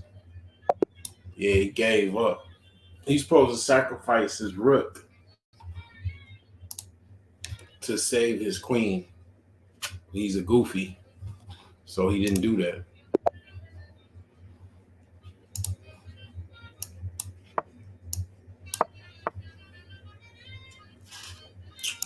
So we in Vietnam or playing someone from Vietnam. Shout out to Vietnam. One of my cousins, he was in Asia, in Thailand, Bali, Vietnam.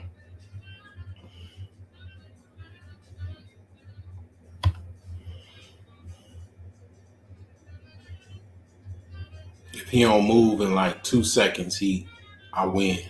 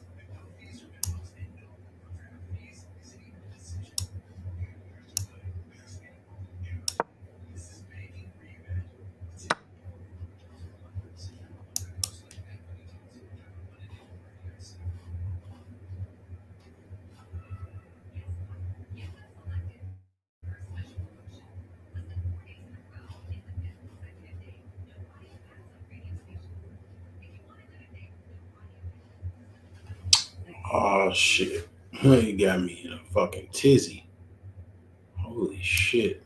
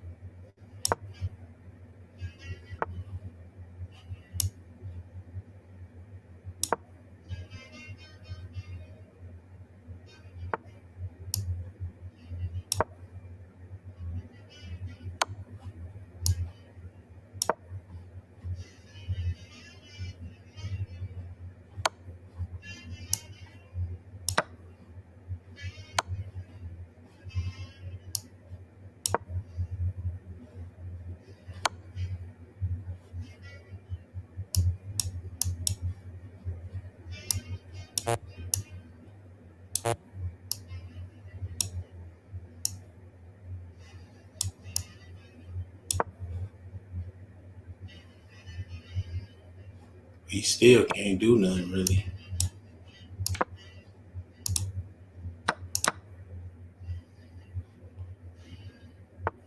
So we in a situation though. We in a little situation because now basically um, we in a situation. I don't got that much time though.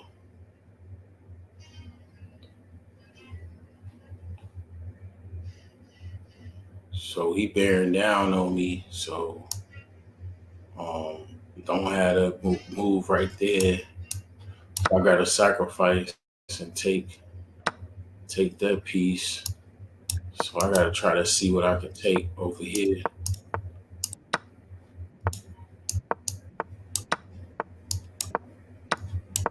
Oh, he can't. His in game sucks. So that saved me. The fact that his in game kind of sucks. Oh, but he in game sucks.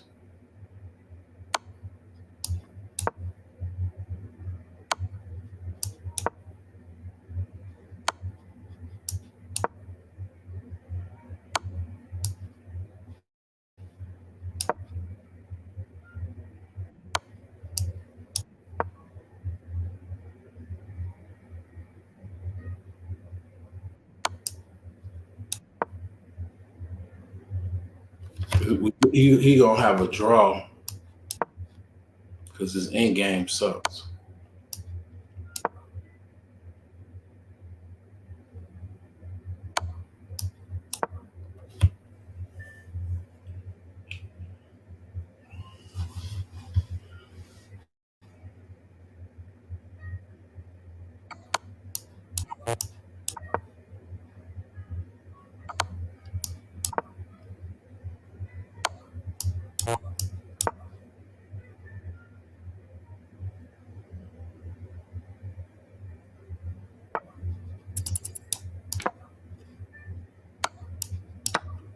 That's an automatic draw.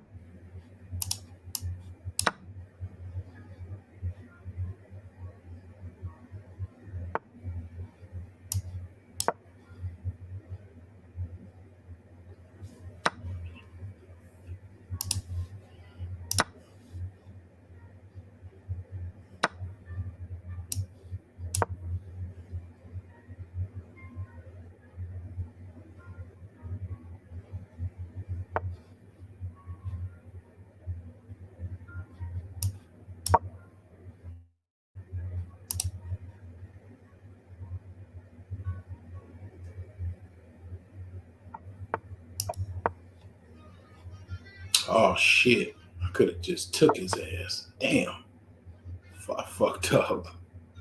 Damn, I fucked up. I should have just took him. See, I'm definitely fucked up. That's stupid. So let's see if I can get him again. See if I can get his ass again. Yeah,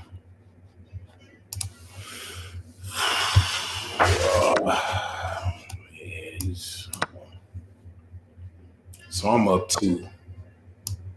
So that's what's up.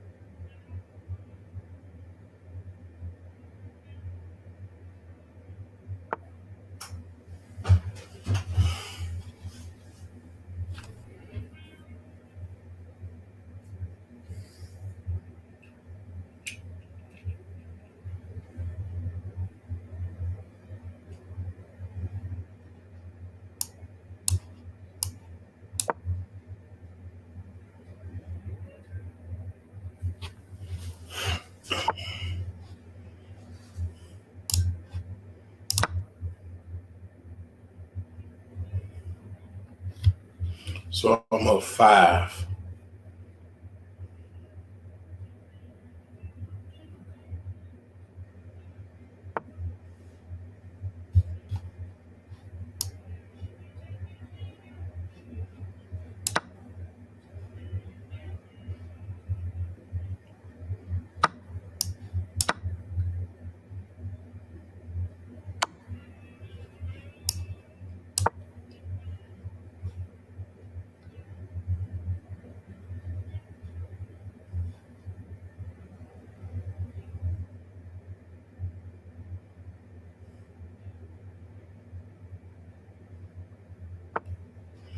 Yeah, I was waiting for him to fuck up.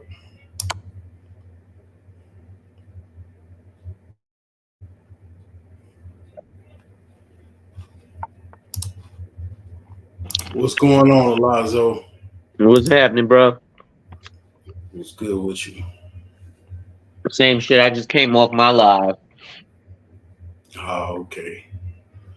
Yeah. Yeah, I was talking about quite a bit of stuff, man, earlier. I was talking about how a lot of women that basically they got pretty privilege. They get used by other women. They get recruited by other women to basically join their club because they attract other women and men. Mm-hmm. Men don't really operate like that. That's like kind of one of the differences between women and men. There was some chicks talking about that, but yeah, I mean, it's pretty much. I'm just chilling, man, playing some chess, man. I'm in a tournament right now, and yeah, I'm doing okay, but I could be doing better. Well, I can speak to that pretty privileged thing Yeah. real quick. Plus, I want to speak to you. I don't know if you got to see the video I sent you this morning. But it definitely harkened back to a post you posted about men making 100K. Mm-hmm. You know, I mean, shit. I'll brag. I pulled in 150K in 6 months. You know what I'm saying? Like, Mm-hmm. that's a little bit of a brag right there because I work on 100% commission. So there's no guarantee that I'll do that again this year. Mm-hmm. But that's sales. But to that pretty privilege. So men, we don't do that, and then we do that. I'll break it down. Okay. We don't do that with other men, but we definitely do pretty privilege on women. We're more apt to judge you on your character than on your aesthetics as another man. Women judge everyone on their aesthetics, right? Like, I'll give you an example. There's this Keisha that lives in my apartment complex. Big booty Judy, light skin, all that stuff, right? Mm-hmm. She has one son. Her ex-boyfriend or baby daddy or whatever he was drove a BMW 6 Series, Mm-hmm. two-door coupe. Bad car. It's the only BMW. Well, it's not the only BMW I like, but I don't like the Bavarian money waster. I'm a Benz guy, right? Mm-hmm. So when I see somebody drive a Beamer, I feel like how Yalees feel about people who go to Harvard. If you're not from Connecticut or Boston, you don't understand that. But people from Connecticut or who go to Yale will say if you went to Harvard, you have the Harvard handicap, and you're stupider than a Yalie. But that's Ivy League jokes, right? But Mm-hmm. she's basing things on materials. So prime example, I'm married. So I wasn't paying this bitch no attention, excuse my language. But She had came to the house, to the apartment, and I was like, "Oh, let me hold the door for you." And she gave me this. I got it. Da da da da. And so every time I saw her, she didn't want to speak to me for one reason or another. Maybe she was like, "Damn, that nigga's married. He's fine. I want to get with him. Ain't no way to get with him, so ain't no need for me to talk to him." Or I'm gonna be standoffish and make him want to get at me. Both ways fail because I'm very happy with my wife. Mm-hmm. But I also noticed that whenever I don't know what happened to her baby daddy, but he ain't around no more. So now she's Mm-hmm. dating. She was dating a dope boy. Mm-hmm. Dope boy, he got the Acura. He driving around the hood, nice, nice, nice. Mm-hmm. She still wouldn't speak to me until one day I saw her outside with my homeboy, and my homeboy was like, "Hey man, why don't you let me get $10 for installing those lights? For my Benz, I like to keep it stock. Like I like the stock rims. Unfortunately, it had limo tints when I bought it.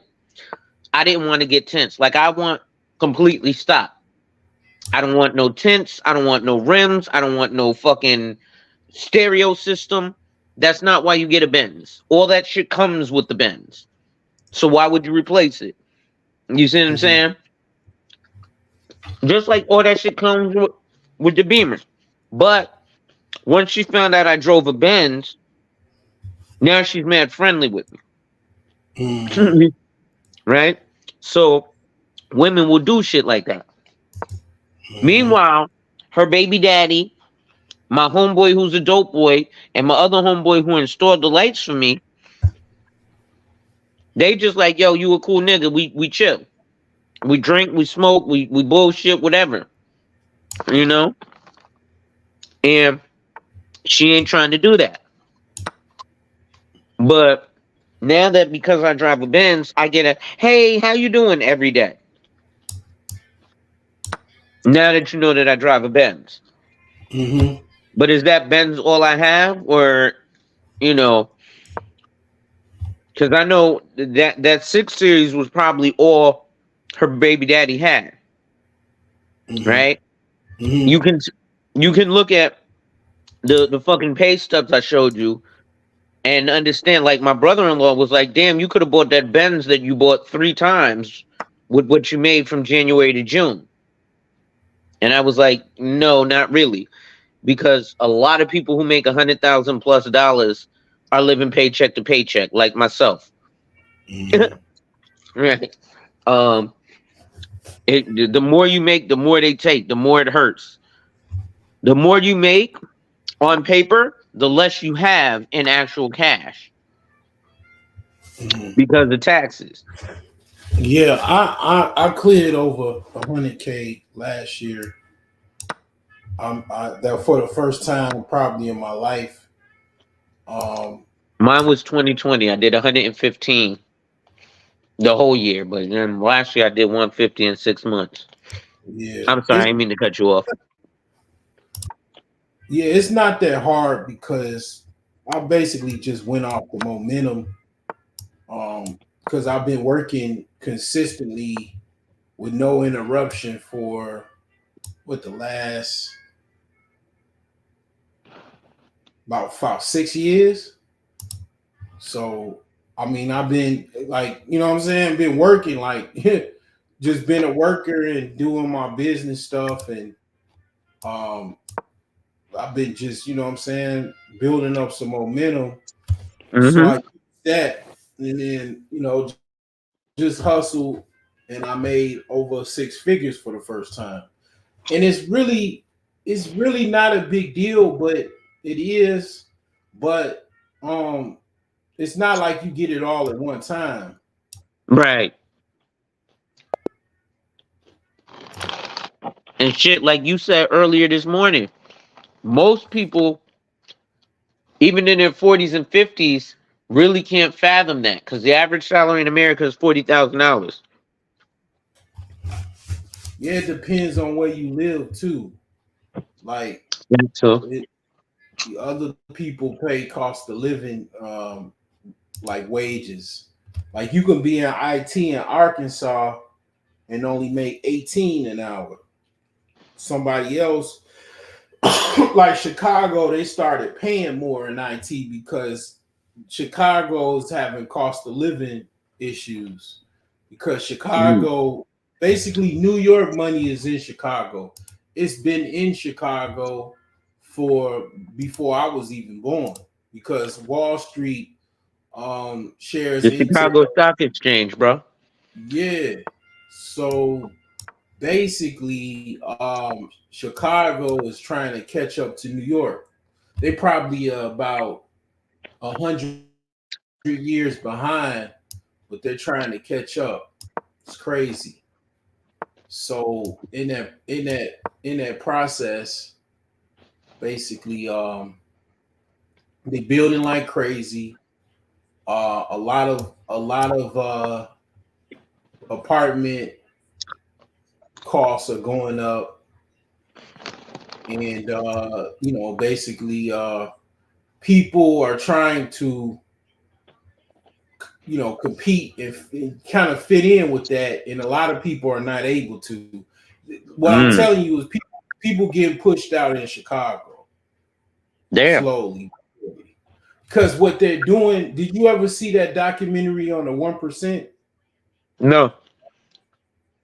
With the Johnson, they interviewed the Johnson and Johnson Family? family. Yeah. No, I didn't see that one.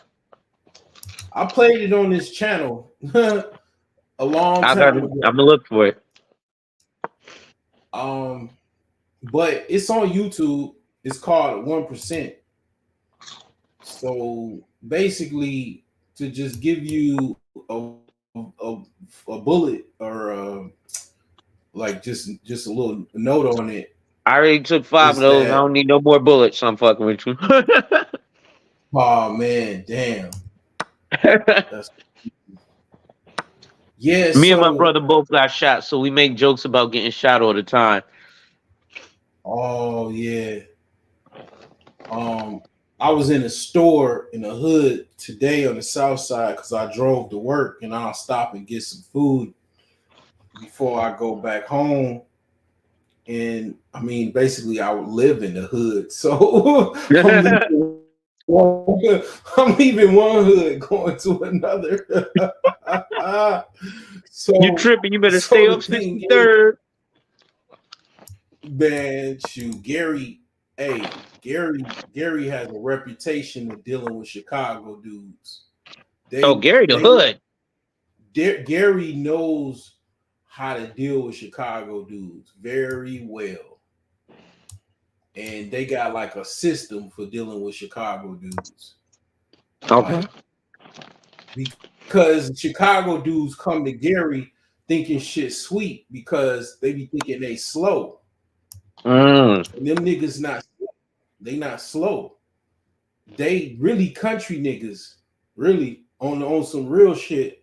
They some country dudes, and they real averse to dealing with Indiana, and they know about Indiana. They know where the bodies are buried. They got a whole like people don't think about this, but people have a system of survival. So if you come to a different location, you might think it's sweet, but it might appear that way. Like people I don't think they don't think New York is sweet. They definitely don't think Chicago's sweet. But you might go to a small like a town where things are slower, and think it's sweet. And it's and all the while it's not. It's not sweet. Yeah. It just appears that way because you think these people are slow. Like this dude, he got a higher chest score. I didn't even see it. Well, I've been smoking weed and drinking tequila, so I'm chopped. I ain't gonna lie to you. So I'm like my awareness level is like kind of fucked up, but I ain't smoked weed all year, bro. I'm still cool, but it's like I'm not cool. I'm like I'm like, playing chess high and kind of buzzed. But That's actually lit. and That's then I'm probably trying fun to as fuck talk, right now. and then I'm talking to you. So that, but the thing is that yeah, people kind of have, like, I've heard that before I moved to Gary, people think that Gary is sweet, and it's not. It's actually in some cases worse than Chicago Because because it's smaller. these It ain't got the attention. yeah, these dudes are desperate, more desperate than people from Chicago. They more, in a lot of cases, I would even say just as violent, and they work with dudes in Chicago. They got the same. They got all the street gangs that Chicago got, because dudes ain't do nothing but move to Gary long time ago from Chicago, and they set up shop and everything in Chicago a long So you got time ago. vice lords and shit out there? Yeah, yeah, they got all of that. So basically, it's like they already work with dudes in Chicago. They share information. They basically um set dudes up together and all of that.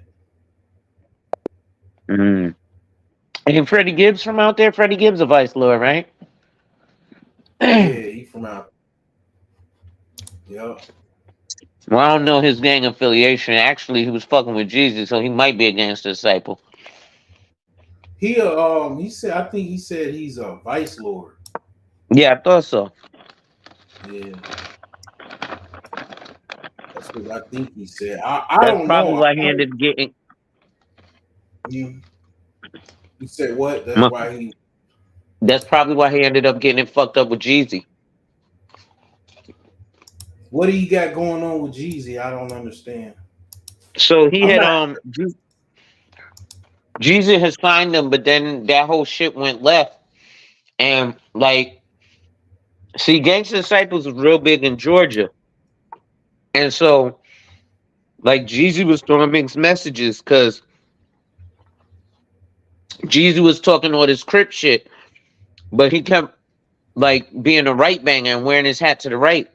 So if you know, niggas who wear their hat tilted to the right, that's Gangsta Disciple shit, Mm, and it throws niggas off because you might see a nigga wearing a blue bandana on his right side, yeah, yeah. right? But he also might wear a red bandana, like them niggas in Chicago, like Jay Rugen or them.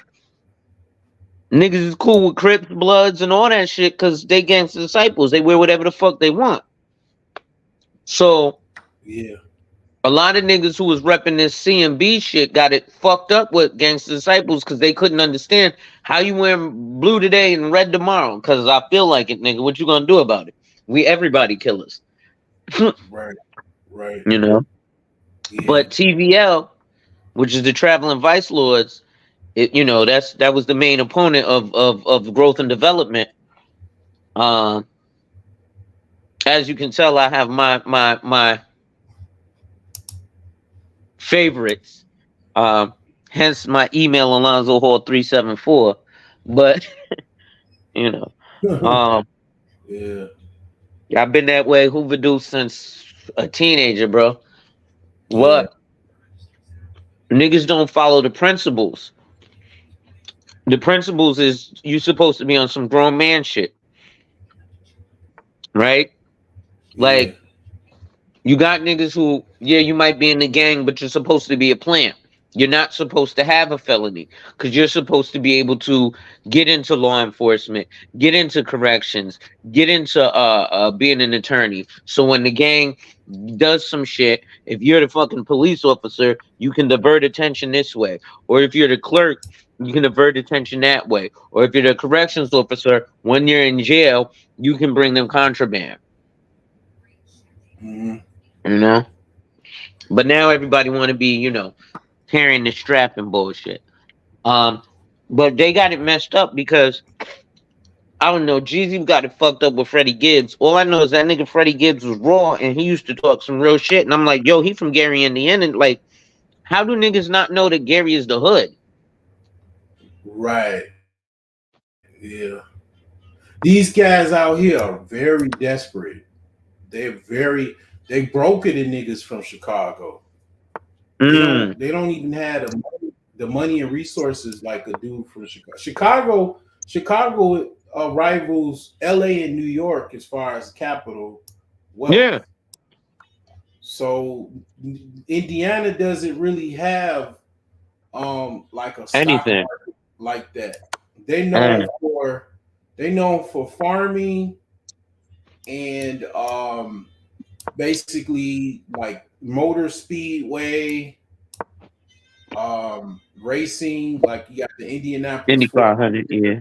Yeah, a lot of manufacturing, trucking, in the clan. They said in the clan. Yeah. So the second revival of the Ku Klux Klan was in Indiana. So the thing is that it's tripped out that you talk about gang stuff because one of the dudes that I work with, he's an alpha, and basically he agreed with me. I said the alphas ain't nothing but just smart, college educated, basically gangsters or gangbangers. And he totally agreed with me because like basically that's what they are. You know, it's like gangs go with like it goes into even like evolution, the apes in it's tripped out. Like it says 0 people watching, and it's okay, but yeah, you could have closed YouTube, so it technically that would make sense. I was like, how are you talking to me and it says 0 people watching? Yo, don't trip off of that. I literally had 0 people watching, but 5 people commenting. So I was like, how the fuck that don't make sense? That's crazy. So YouTube do that to throw you, the content creator, off. Yeah. Or StreamYard. They be like, yeah, ain't nobody watching. You be like, what? I got 16 niggas just chatted right now. Right. And then here's the thing. I'm gonna go back to what I was saying, but I'm gonna go in with what you're talking about because I notice niggas be paying for eyeballs. Oh wow. Yeah. Yeah, man. Dudes, I'll just say dudes with big egos that they don't want to look, you know, screw face of who's realistically watching him. A lot of dudes do that. They don't want to show the real number of who's actually not watching them. So they'll buy eyeballs. Yeah, that's the thing. DJ Kuda put me up on that. And I start to research it, and then I start to play with stuff like that too. I don't do it, but I played with it. I saw how dudes do it. Yeah. I like researched it. I did a video on it. I called it. It was like the Fake It Till You Make It series. Word. And then another thing. This is I'm not sure, but this is what I think dudes do too. They'll give a dude like say they'll get like let's say I know you right. I give you $2,000. I'll cash up you $2,000 before the show, and then you just super chat 500 every like maybe like a few times to appear as if I'm getting a moderate donation, but I'm giving you that's somebody giving you the money I already gave you, so it'll mimic somebody else trying to join the bandwagon and then get people to donate. Yeah. You know the Yeah. bullshit I hate that these niggas do? And this was on like the Anton Daniels channel and all that shit. These niggas would be up there. Oh, pay $20 to kick a nigga off the panel. And I'm like, yo, are y'all niggas so fucking lame? Because all these niggas is doing is, you know, like, I know you was on the panel with the other niggas the other day and you said, look, I like to talk about bitches, Yeah. right?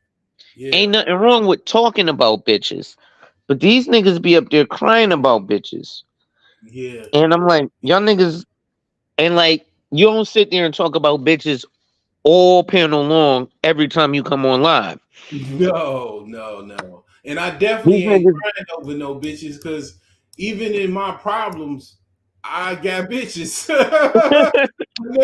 It never was a time in my life that I got no bitches. Only mm, exception was I did have problems when I was had weight issues and I was like fat as fuck. But I was paying for pussy. Like some of these niggas make a big deal out of paying for pussy. It's not that bad of a deal. Like if you still getting the pussy. Like if you mhm. gotta pay for pussy, that's the oldest profession in the world. Like I don't get why niggas really like be tripping off a dude paying for pussy. Like that's really not. It's I really get it. I get it as far as it shows a bad light in you, but Does even it?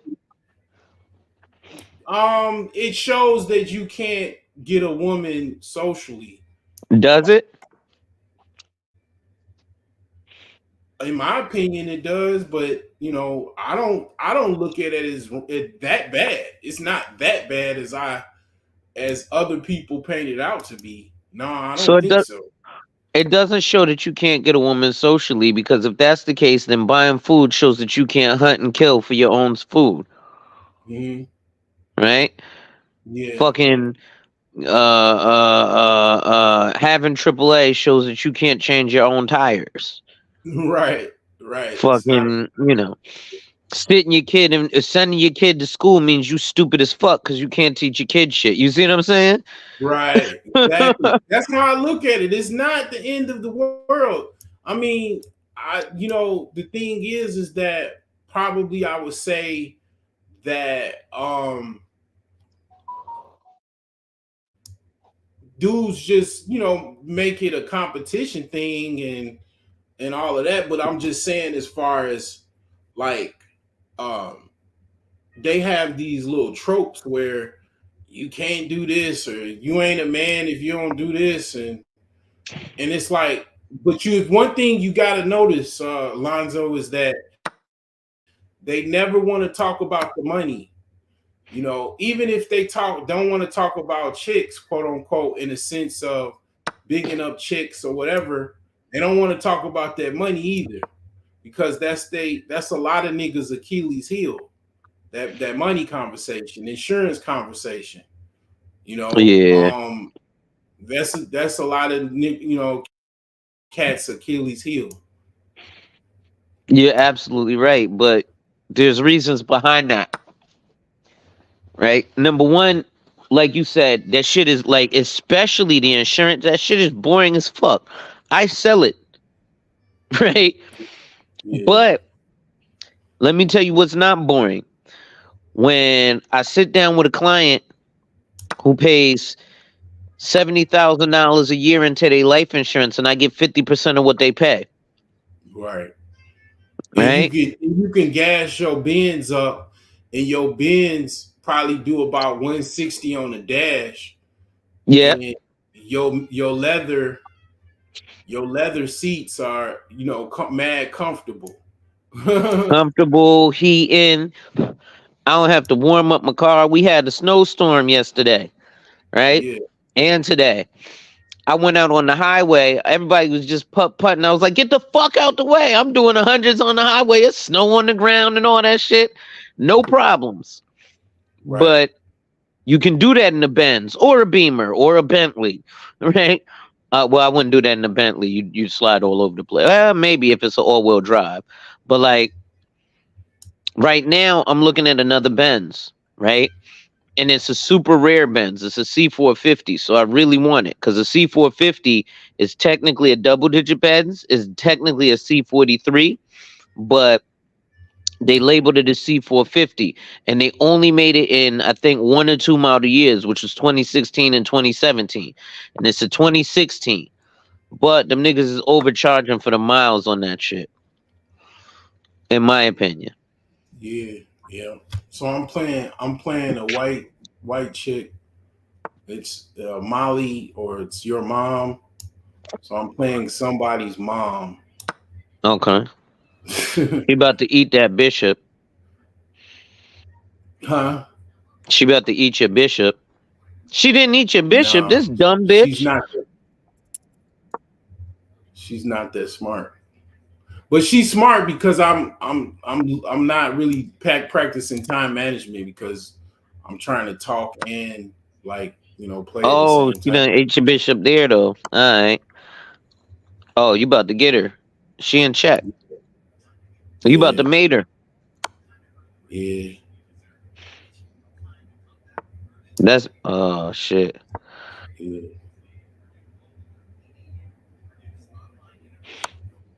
Yeah. I'm running out of time, so All right. yeah.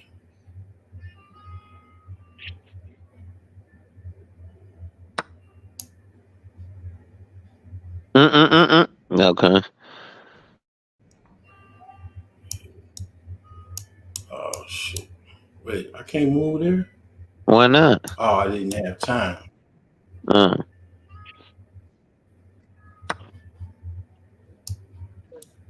Yeah. I gotta focus on the time too. But I could, yeah. but But but what you were saying, what we talking about, like, yeah, they don't never want to talk about no money. And see, what I found out is this is what I found out. If you they really want to nullify your voice, they play these little games. They have like these little internet games, right? yeah. So they'll listen to you in the clouds, but they don't acknowledge that they listen to you. You know what I'm saying? Mm, They play that game.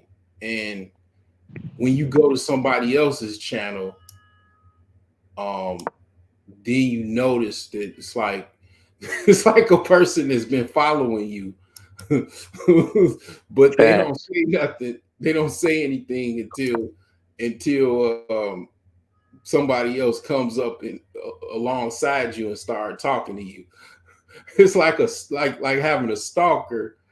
And then Damn. yeah, it's like that dude from the show The You, and he talks to the person that you talking to, but all the while he's really your stalker. It's like, That's crazy. man, You this know shit what it is is though? crazy. Like Yeah, I'll even tell you, yeah, they look like one of the things I know, like like a lot of them niggas is straight internet niggas.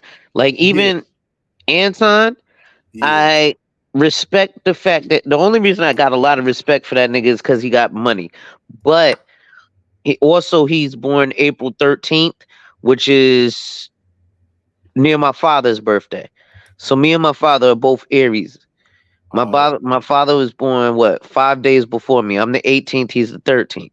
So Anton okay. Daniels shares the same birth date as my father, April 13th. Oh, Right? okay. Aries niggas, we very confident, and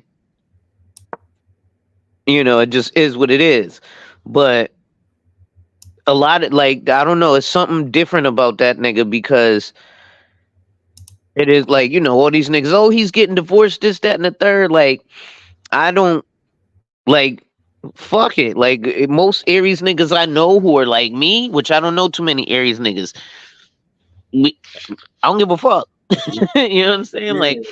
but I'm also the kindest person on the planet. Like, I will intentionally put myself in detriment to help somebody. Yeah. right? My dad But was like that. My dad was an Aries. Yeah. yeah, but if you cross me, nigga, you done fucked up, Yeah. right? Like I'll fucking like I'll have an attitude like a Leo who will look at you and watch you burn and not piss on you, Damn. That's crazy. right? 'Cause you got to remember, our symbol is number one. We're the first zodiac sign, Yeah.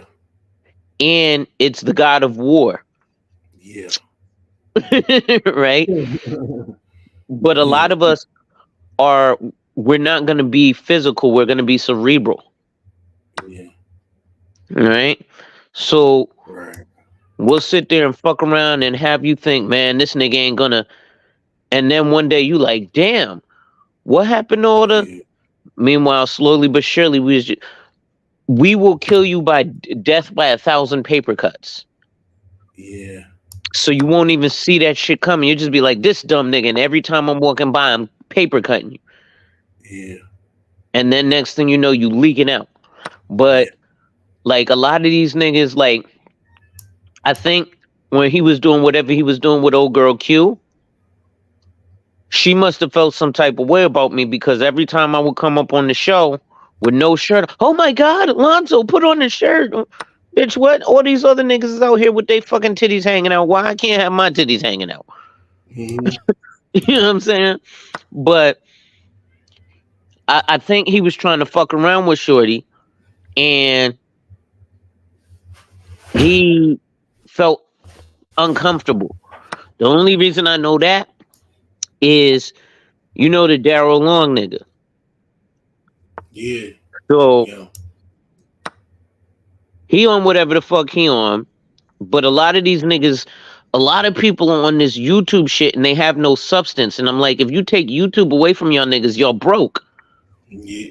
They broke with YouTube. That's another thing. Like the manosphere. I mean, this kind of content because you're dealing with you're really dealing with a mix of It's like 42 people because you see the same people in the same panels talking the same shit. Fatty and Jay Prince and this one. And all these niggas do is jerk off together, son. yeah. It's really like that.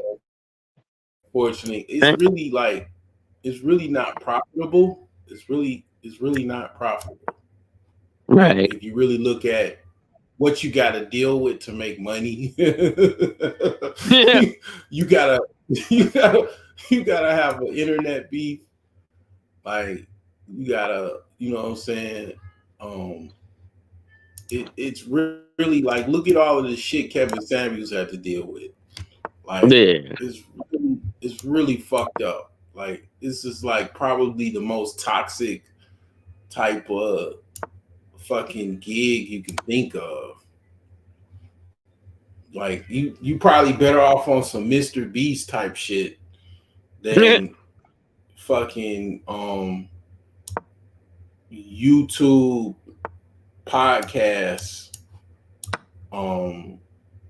type of niche. It's like Word. it's really stressful if you really let that shit get to you.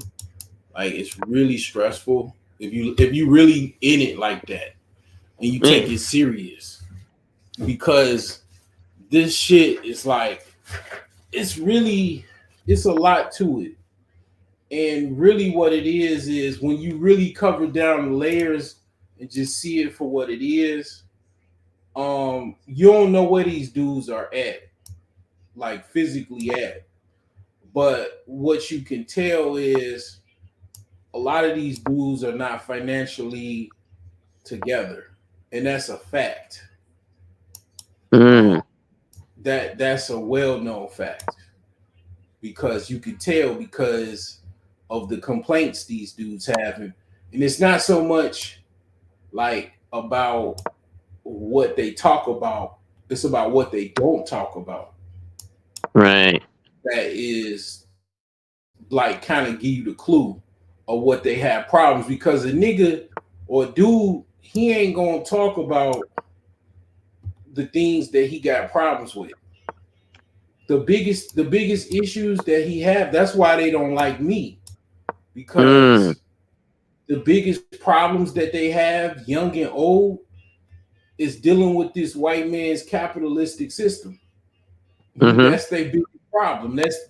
It's always been their problem. Been their Mm. granddad's problem. It's, you know what I'm saying? And even I'll even say for myself, like, it's been, you know what I'm saying, like, it's been a problem to deal with. Word. Checkmate. Like, Good shit. they don't, you know what I'm saying?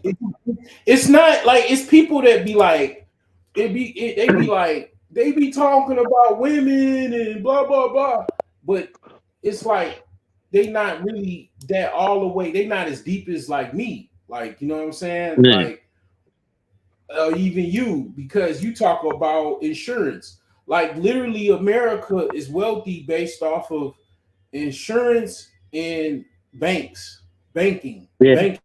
banking, or you can even Well, say finance. Yeah, yeah. A lot of people don't talk yeah. about So insurance or banking really. They talk about quote unquote investment, which is probably the least money maker out of like out of the financial services world. And yes, you're talking about trillions of dollars, but if you're talking about trillions of dollars in that, then you're talking about fucking zillions of dollars in insurance. You know what I'm saying? yeah, yeah. And the Because insurance thing I learned from my uncle. Like I had to literally think about it. Like, oh yeah, I forgot about insurance. mm, So it's like people kind of casually talk about it, but they zero in on the women because it's even. I mean, I talk about women too, but the thing is that, I mean, it's like they don't talk about money though, like that, right. like heavy Well, like that. Anton Like, will talk about money because he has some. But like, I'll tell you what's funny, right? Because he has his whole Patreon, which is where he gets his money from. And fucking, he had a thing where he was like, yo, come to me with a business plan and I'll invest in your business, my own money, yeah, right? And niggas was like, yo, I want to start a clothing line. I want to start a record label. I want to start a fucking coffee shop and all this other dumb shit. right, And I'm like, my nigga, I literally came to him with a business plan to open a farmers insurance agency. yeah, And what kind of skin you got in the game? My nigga, I got $30,000 in a fucking retirement account. I'm gonna need you to have some skin in the game. Nigga, I got $30,000 in a retirement account and I'm asking you for $30,000. yeah, And then I came to him with the fucking most developed business plan because I literally had the business plan from Farmers Insurance because I was going to open a farmers agency in New York and Connecticut. right, And when you open a franchise, whether it be Farmers, State Farm, or Allstate, or I don't know if Liberty Mutual allows, I think they're still corporate. And Geico used to allow you to open an agency, but they're still corporate. But they literally give you the business plan of theirs. Like, nigga, this is what you're gonna do they give you in the order play, to be successful. they give you the playbook. Yeah, Yeah.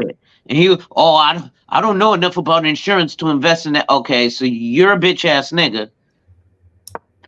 And dead ass, son. Like, if I was to go on fucking Shark Tank and be like, I want to open an insurance company, here's the template from Farmers. Here's $30,000, my nigga. How much percent you want to give me? yeah, yeah. You That's know what crazy. I'm saying? But you know what? The thing is this. Like, them dudes don't want to talk about what their problem is. Nobody wants to talk about their problems. So that's why they don't talk about that. That's their Achilles heel. I So guess. that's why they'll quiet hate me. They'll be on like Yo, they'll you've been saying that for a while that a lot of niggas quiet hate you, and I ain't gonna hold you. At first, I was like, what the fuck is this nigga talking about?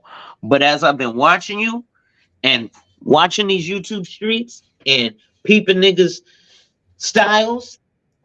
I see what Yeah, you yeah. So yeah, that's some new shit. And I just thought about that. I just developed a new term by just having some good trees and some tequila. and Trees and playing tequila, nigga. and talking to, you know what I'm saying, my homie in that I never met and fucking from New York. Like quiet hate. Quiet hate. That's a Man. new term. Okay, time step. 119 2024, 11:40 p.m. Central Time. Quiet hate. Broke genius. Abdul developed the new lexicon. Quiet hate. Niggas that Why? be hating in quiet, in silence. Niggas be hissing, hating Yeah, in man. silence. Yeah, That's my man. new I shit. mean, you know what I'm saying? You know, conversation, man, kind of helps bring things. It's like brainstorming. But Mm-hmm. and I appreciate you for coming up. But the thing is that that's what they be doing. You know what I'm saying? Mm. Because if I let you know that I don't like you, then basically that give you some free marketing. Mm. So yeah. So I can't give you no free marketing. So yeah, quiet hating. You know what I'm Wow. saying? Like that's the thing, you know. They do that on they do that's a behavior that they do on a lot of social media platforms. That's like a new behavior. Might not be new, but I noticed it when I kind of started taking social media serious. I Mm-hmm. started noticing that, you know, people doing that. Both men and women, they do that. Oh yeah. But you find out it's not so much they, huh? No, What's I was that? disagreeing. Oh yeah, yeah. So I basically found that, you know, that's what they do. That's the new thing that people do. Like, it might not necessarily be new that, but it's like that's what they do. They quiet Mm. hate. Like they don't acknowledge you, but they like these niggas like fucking spies. Mm. Like they'll watch you in the clouds and hate watch, and then quiet, and they'll even give you a wrench on they channel. They'll act like they like on some Hollywood shit that they rock with you or you cool, but all the while they quiet hate. Yeah. You know what I'm saying? Like, yeah. Cause see, here's the thing. Again, they don't want to talk about the money.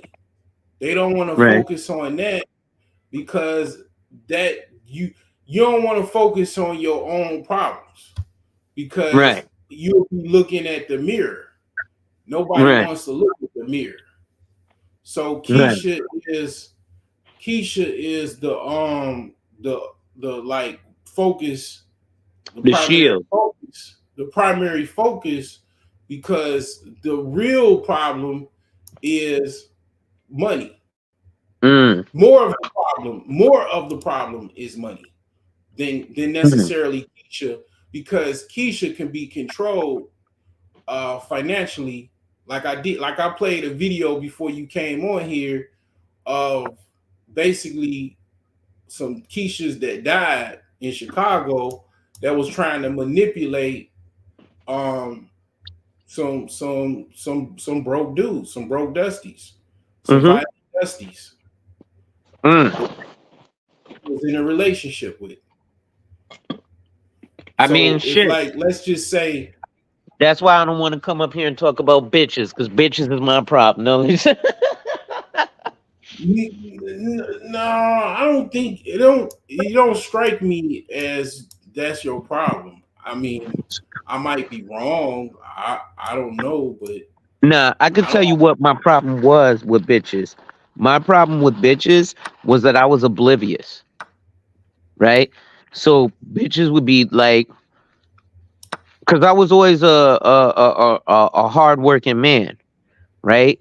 When I was fucking 16, I was working a job and going to school, but I was working at a fucking TJ Maxx, right? And I was going to high school, and I was working from I was working basically 8 hours a day as soon as I get out of school. So I get out of school at 12. I go chill or I get out of school at like 12:30. I go to McDonald's or whatever and get me some lunch and shit. Go to the job, work from 2 to 10, 6 days out the week. So all the bitches in the hood, mothers used to come through and be like, you need to get with that nigga. And bitches used to come to the layaway department for no fucking reason, right?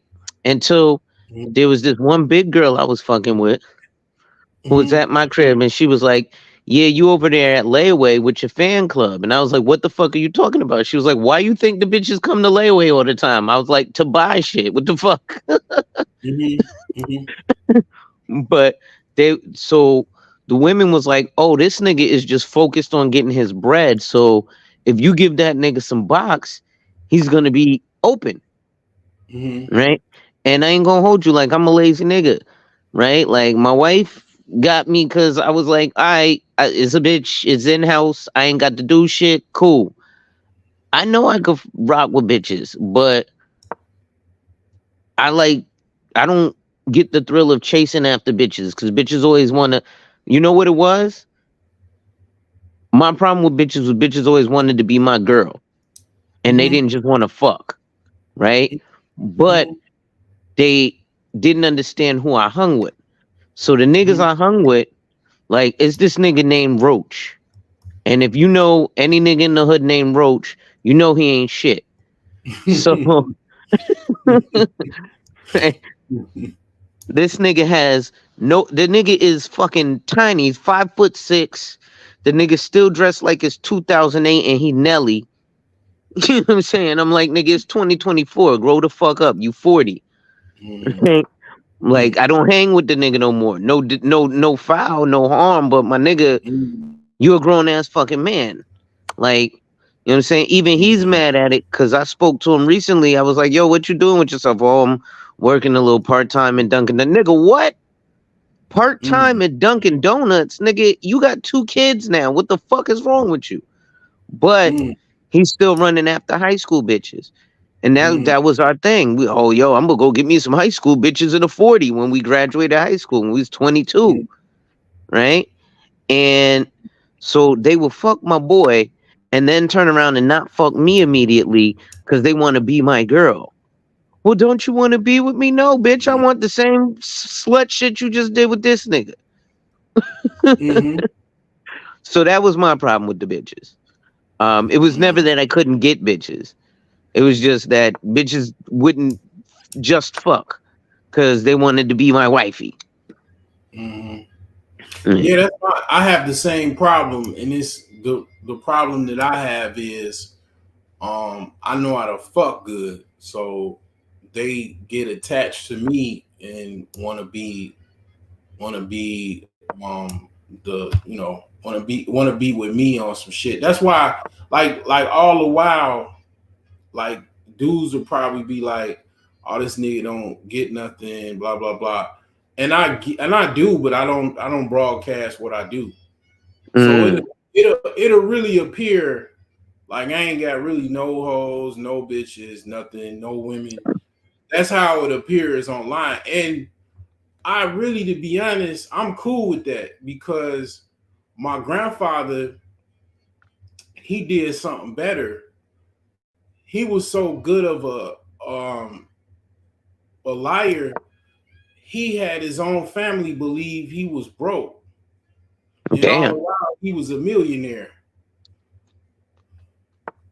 One of Damn. the one of the things about me is like I will brag on my successes, but Man. I don't want to brag about women. I'm not gonna say that I'm getting a whole bunch of high powered women either, but I'm not gonna say that, but I know I'm capable of it. You gotta have the right things going. You gotta have your money flowing, so you can keep yourself up and dress good and not be so stressed out. A lot of things can play in that, and then you got to move around. If you're not Yeah. appreciated, you can go somewhere else. It could even just be the next town over, or two towns over, or city over, Facts. and you'll be appreciated. Like for example, when I was in the south suburbs of Chicago, that's where I grew up. I wasn't I wasn't really I wasn't really appreciated. I would get, twos and fews, or whatever, fives and sixes, but like when I went to way to school in Champaign, I was getting eights, sevens, sixes. You know what I'm saying? I was Yeah. had like four or five chicks for like, what I'm saying? Like at one time had a chick that was in a sorority. You know what I'm saying? Like I had all of this going on. My head was blown up. My head's still big from that. And that's when I knew. That's when, like, niggas don't believe me when I say you can be popping somewhere else, and somewhere else you ain't shit, Hmm. because it's got to do with how many people are around. Like for example, Chicago got a lot of people, a lot of black people, and then these dudes competing with other dudes. Hmm. You know what I'm saying? Like they competing with Pookie, Larry, Johnny, Jimmy, Leroy. You know what I'm saying? We just know Pookie and Ray Ray, but it's Right. Pookie, Leroy, um, Shartavius, all kind of different names Yeah. that a dude is competing with in the city. You know what I'm saying? Like, so it's like, okay, you competing with all these dudes, and one dude is a super simp, one dude is a simp general, the other dude is a simp commander. And that's why R. Kelly had that album, and he was saying, Hater one, can you hear me? Hater two, we have the target on site. That Mm. he this was before YouTube. He had a lot of haters. You Right. know what I'm saying? And they was hating on him because dudes in Chicago be hating hard. Because Haters Club. they don't be having no money and shit. Mm. It's hard to earn in Chicago, just like New York. Like that's why whatchamacall made that album Gangstar Hard to Earn, because Yeah. black folks don't have financial infrastructure to compete with others, so we can be out easily um boycotted in what I'm saying, basically out competed. Right. All we gotta do is say don't hire no niggas, man. And we Facts. done so. So a lot of cats don't get hired. And then they don't know how to create their own job. So you know what I'm saying? They get Hmm. bodied. And then they got debt, and they don't know how to play the game. Mm. So they already got a weak position. Um so what is this? Oh, The clock. so like, yeah, they got a weak position because they in debt, they have no savings, no momentum, like I talked about earlier on financial defense. They don't want to listen to nobody because they got this, Highlander no nigga can tell me nothing syndrome, just like abroad do, Hmm. has. and they don't believe in black elites. Like white people really value their elites. Yeah. Black people, they pick and choose who they value, but in a whole, they don't. They hate black folks. Really hate on their elites. It's like you got a master's degree. What you my master nigga? But they used Man. to be like that. But they not like that as much. But it's just cats that got money and they got advice and stuff like that, and they got a lifestyle. They just like, man, who are you? You are, what I'm Well, saying? that comes from, like you said, the lack, right? So it's like this. Why do you think they celebrate the rapper? Because it really don't take much talent to be a rapper, they think, right? Oh, I could just go up there and say some words that rhyme, hibbita jibbita. But if you look at the rappers who have any kind of prevalence and remain in the game and make actual money, Lil Wayne, Rick Ross, Jay-Z, they have college degrees because it takes to be able to have command of the English language and to use that vernacular, you got to learn something. You can't just be like, yeah, nigga, trigger, bigger figure for 14 albums. You know what I'm saying? Yeah. Like, even though, yeah, they still, they use a lot of the same words in their albums and it's the same story regurgitated. But like, look at Jay-Z when he did 1, 2, 3. I'm focused, man. Push up on the block. Pull up with them krills. You know what I'm saying? Like, he actually broke a story down for niggas, right? But that takes a vernacular. Lil Wayne is verified with a college degree. For him to have that long run that he had, that was during his time of going to college. He got a vernacular. When I went to the University of New Haven for college, what I went to the University of New Haven for was music and sound recording. What I ended up doing was getting into an economics course, and I fell in love with economics, obviously. But people always told me I should either, because I love to talk, I should either be a salesperson or an attorney, because I love to fucking argue. Right? I am a contrarian to the end. You say the sky is blue, I'd be like, nope, it's pink. Clearly saying that it's blue, but I'm going to argue with you and show you every reason why you're going to think it's pink. So that type of shit. Yeah. My fault. No. I'm listening. I'm just thinking. Yeah. So what happens is niggas, when you do something that niggas can't do, that's, oh, you got a master's degree. What you think you my master? Because they cannot fucking attain a master's degree and they know it. What they can do is, like I said, like I'm gonna post a video. I didn't get the first video, but yesterday, like I said, I live over here by Yale University, bro. I went to the Chinese food store yesterday, right?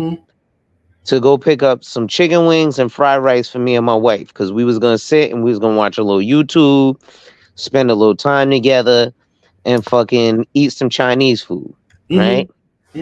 And so I went to the Chinese store. This shit was retarded packed, right? It was walking room on standing room only. And I was like, what the fuck is going on? Well, it was a visit for Yale. And it was like 900 Asian students in the Chinese store. And so I went off on a rant and I'm like, yo, black people, see, this the fucking problem. When we start businesses, it's cool to start a restaurant, but we don't support the restaurant in the hood because I understand we can't afford them prices because, like my brother, Jerome can't afford, the wings at the price that Hinghua can, right? So he can't get, 500 pounds of wings for $70. He get 500 pounds of wings, that's gonna cost him $350. So he gotta charge you more for the wings because he had to pay more for the wings, right? And so we'll open dumb fucking businesses We don't need another fucking barbershop from a black person. We don't need another fucking hair salon from a black person. Unless we're gonna own the see, we also don't get into the ancillary businesses, right? So instead of just me going, hey, I cut hair. Okay, cool. Well, what about the nigga who supplies the blades? What about the nigga who supplies the fucking the barbasol? What about the nigga who supplies the fucking toilet paper for my bathroom, or the paper towels, or the little shit I put around my neck? Right? That's where we're getting killed. It's enough niggas with barbershops and beauty salons, but not enough motherfuckers with beard butter and hair care stuff, right? We sell the bundles, but we ain't got the lock on the fucking actual hair itself. And then even black men, right? We talk all this rap shit, and let's be honest. We was talking, Gary and Chicago and New York and LA with the gangs. But black men don't even control criminality with gangs. The biggest gang in the country is fucking 18th Street, followed by MS-13. You don't hear shit about gangs. 18th Street is a Mexican gang that rivals MS-13. You'll see them in a lot of Raiders gear. Oh, okay. And they started in California on 18th Street, and then they traveled back down to Mexico, Guatemala, because like even here in America, we talk this bullshit, and there's them dumb blue hair bitch ass niggas like Destiny. Oh, don't put up a border. Do you know that Mexico is more racist to Guatemalans than Americans are to Mexicans? Mexico's putting up a border wall so that Guatemalans can't get into Mexico. Mm-hmm. Right? Because what Guatemalans would do is they would travel to cross the border into Mexico to travel to cross the border in America. I had a friend who was Guatemalan. If you black and you fuck with Guatemalans, them niggas will support you full-fledged. When I was 7 years old in Texas, I had a friend who was Guatemalan named Hector. He heard I was selling candy. The next day, his whole family came to my door with $1 each. Damn. And them fucking little Hispanic, that was like the fucking 4 boxes of candy. Cause them niggas roll deep. Right? Mm-hmm. But then, like I was mentioning, black gangs, like, we don't even got the respect of other big gangs, right? Like, niggas be out here selling coke, stripping, oh, I got thousands of dollars. You got $900 in your hands from that 8-ball, my nigga. But the most of that money belongs to Paco. That's re-up money, right? You living off of chicken wings and shit. Yeah. Right? And then fucking, as far as black men, when it comes to the gangs, my nigga, we got it real fucked up. What do I mean by that? You ain't never heard of a Hell's Angel or a Mongol or an outlaw that fuck with a black nigga. They do, but it's very few and far between. They don't fuck with niggers. Hard R. Mm-hmm. Right? Mm-hmm. You won't see a fucking Hell's Angel affiliate with it. Like, and here's what's crazy. Like, they wear bandanas, red and blue. They don't give a fuck. Generally, they'll wear a white bandana because those are white gangs. But I'm not talking like the Aryan Brotherhood in prison or Peckerwoods in prison or Dirty White Boys in prison. Those are all prison gangs. Don't ask me how I know about them. Mm-hmm. But, you know what I'm saying? Like, this shit's real. So even in our entertainment, we're talking all this gangster shit, but we don't control criminality. Mm-hmm. Right? Yeah. So that shit is crazy. Right. Like you said, what is 18th Street? I'm surprised out being in Chicago, y'all ain't got 18th Street. I know y'all got what, Spanish Cobras, fucking Maniac Latin Disciples, Latin Kings, all that shit. Mm-hmm. Yeah, I was really, here's the thing about me. Here's what you probably noticed from your father. With an Aries, if we get into something, If we start to study it, it's over because we're gonna learn the contra code of that shit. Mm-hmm. Like I'd be like, that's how I know, because when I was gang banging, bro, I was like, nigga, I'm going to gang bang everywhere I go. My nigga I was out here in New Haven, Connecticut. Like I said, I was 7'4" Hoover, gangster disciple, right? Fucking, Mm-hmm. I started to understand I'm a right banger. This, that, and the third. Let me study the principles of growth and development. Larry Hoover would rather walk down the street in a suit and tie and a briefcase than a fucking gun and sagging jeans. Mm-hmm. Right? But then I Mm-hmm. was like, all right, well, if I'm gonna be wearing these colors here, what ended up happening, I was here and I was getting into trouble because I was hanging with my homie Roach. Ain't shit, nigga.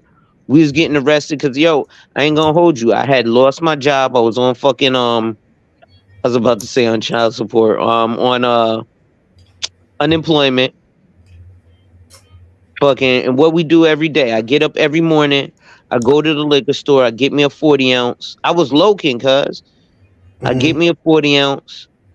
I go drink my 40 ounce. I call my boy Rojo, where you at? He'd either walk or could take the bus to where I lived. I lived with my grandmother at the time. I lived in my grandmother's house. I was a real pookie, my nigga. Right? Fucking Mm-hmm. lived at my grandmother's house. Because I had dropped out of college. I wasn't trying to do shit with my life. Right? Mm-hmm. Because for this gang shit, I thought I was gonna die young. So I was like, all right, fuck it. That's when I'm put my no. Oh, I was gonna say take that queen. I know he had that rook, but Mm-hmm. um oh, you got this nigga in check. All right. Fucking It ain't all right. It so ain't all right. you know, Yeah, pretty much, yeah. I'm, I didn't. I'm on like not like I barely could sleep last night. Shit, I've been on adrenaline like shit for a minute, man. Like mm, sometimes like it'd be hard for me to sleep. Like, and I sell sleep shit, and it'd be hard for yeah, me to sleep because I got a lot of things going on too. Like um I'm trying to lose weight because I got like a lot of um like stuff going on, man. I mean, it's like you the enemy of your own problems. Like yeah, a lot of stuff I be giving my own self sermons and shit, the But word. yeah, it's like it's a lot of stuff that and then sometimes I don't even take my own herbs. Like I have moments where I don't even take my own herbs. And it's like I be like Virgos, we tend to make we make like a mountain out of a molehill for no reason. Mm. It's like you can have like we'll do stupid shit like we'll have money and don't pay our water bill because I do shit like that too, son. yeah, It just be the fucking principle. Fuck y'all niggas. Y'all get paid when I feel like it. yeah, and like we just do like a lot of last minute shit, like goofy shit. You know what I'm saying? Like knowing you got the money to do something, but just don't do it because you lazy or whatever. And it's like, yeah, I that's why I respect that Catholic shit, that seven deadly 7th Day sins. Adventist. I I think that's Catholic, but I don't know. Like the Catholics started all of this shit. Yeah, I'm not religious at all. I believe it's all BS. I believe in energy. Yeah, it's it's a lot. I broke that shit down too about religion. It's like probably gonna be a classic stream for sure.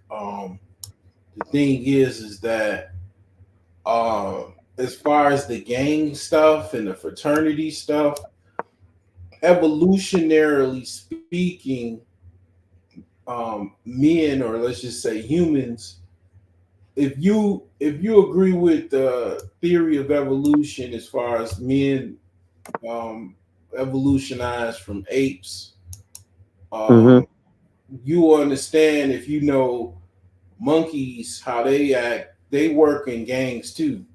It's called a Mm. monkey troop. A monkey troop basically is like a pack of monkeys, and then they'll join up with other monkey troops, and they'll have like a war. And they'll kill one of the top monkeys, and they'll literally even eat them. Damn. And it's like, yeah, like that's human behavior. Like it's like it comes from the just the concept like monkeys. Survival. It's literally kind of animalistic behavior. Yeah, yeah. Men join with other men to link up. To be stronger in a pack. You Yeah. know, yeah, yeah. Men do that, but see, I find out that that's not the best way for me because I did. It's the best way because that's what I did when I joined the military. You know, but I went back on my own, obviously, um, and it's pros and cons of being on your own, but it's best to have a group, definitely. But what dudes do though, where I destroy a dude that does this, that he has to have another dude with him because Mm. no other dude was born that when he was born in his mama's womb in his you could say mama pussy when you born in your mama's vagina, womb or whatever, you wasn't born with whatever nigga that you really like to have around so you can pop hard. Mm-hmm. Cause I learned this in the schoolhouse in the recess and shit. Niggas be strong with another dude around. Mm-hmm. So what I would do is I would catch them by themselves and I'll be like, yeah, what the fuck you talking about now? You know, Boom. you ain't got your cousin around, right? You ain't got your homie around. What you got to say now? And stare them down. And I became a problem because I broke down on a deep level how dudes was phony even as a child, not Damn. having the strength to not having the strength to stand on their own. Because I was forced to stand on my own because I had no brothers. Ah, I just understood. Same here. I had two older sisters. And that's one of the reasons why I know so much about women, because I was raised with basically women and young women, you know what I'm saying? Mm-hmm. So you know what I'm saying? Like I know women very well, like because I live with them motherfuckers. Facts. Shit. So, Nah, I grew up with no siblings, so until recently when I met my brother who's like 10, 11 years younger than me yeah. from my father's side. And we never like physically met. I just met the Mm. nigga on TikTok. So Damn. That's funny. That's funny, man. That's funny you say that, man. I'm gonna play a video. It's a chick. She's a millionaire, and she basically she's a foster child as well, and um damn, see mhm. it. um like she met her. She said her her biological parents was basically watching her TikTok page. Mhm. And that's crazy. TikTok because motherfucker, huh? because No, Shorty is a legit millionaire. She got Wow. celebrities buying her equipment and her products and everything. Like she legit a millionaire. It's like obviously that begs the question: will they be watching her if she was just on some bum shit? Like you know what I'm saying? Like um, yeah, dude got this shit. I'm gonna present him. Um, yeah, it's crazy, man. It's like, oh man. Damn. I mean, a lot of Virgo men are good with money and investing because, like I said again, like with Aries men, my dad was good with money, but he just like kind of helped the group. He was my father was more of in a group too. You know, I Mm-hmm. think he was in a mob to be honest. Like I think he was like I used to go to a back room and my dad would be talking in his native language for hours in his Word. back room. And one time I had like something happened or whatever, and I saw a news story, and the dude that had the restaurant or the small grocery store that my dad used to hang out with, all of a sudden I'm seeing this dude on the news getting arrested for smuggling cocaine Mm. uh, in the country. And I'm like, I'm putting this shit together as a 9-year-old. And I'm like, why is my dad hanging out with these motherfuckers in the back room? Word. I ain't speak I ain't speak the language, so I don't know what the fuck they were saying. Mm. And it's like, it's like, yeah, so um Nah, that's real. yeah. It's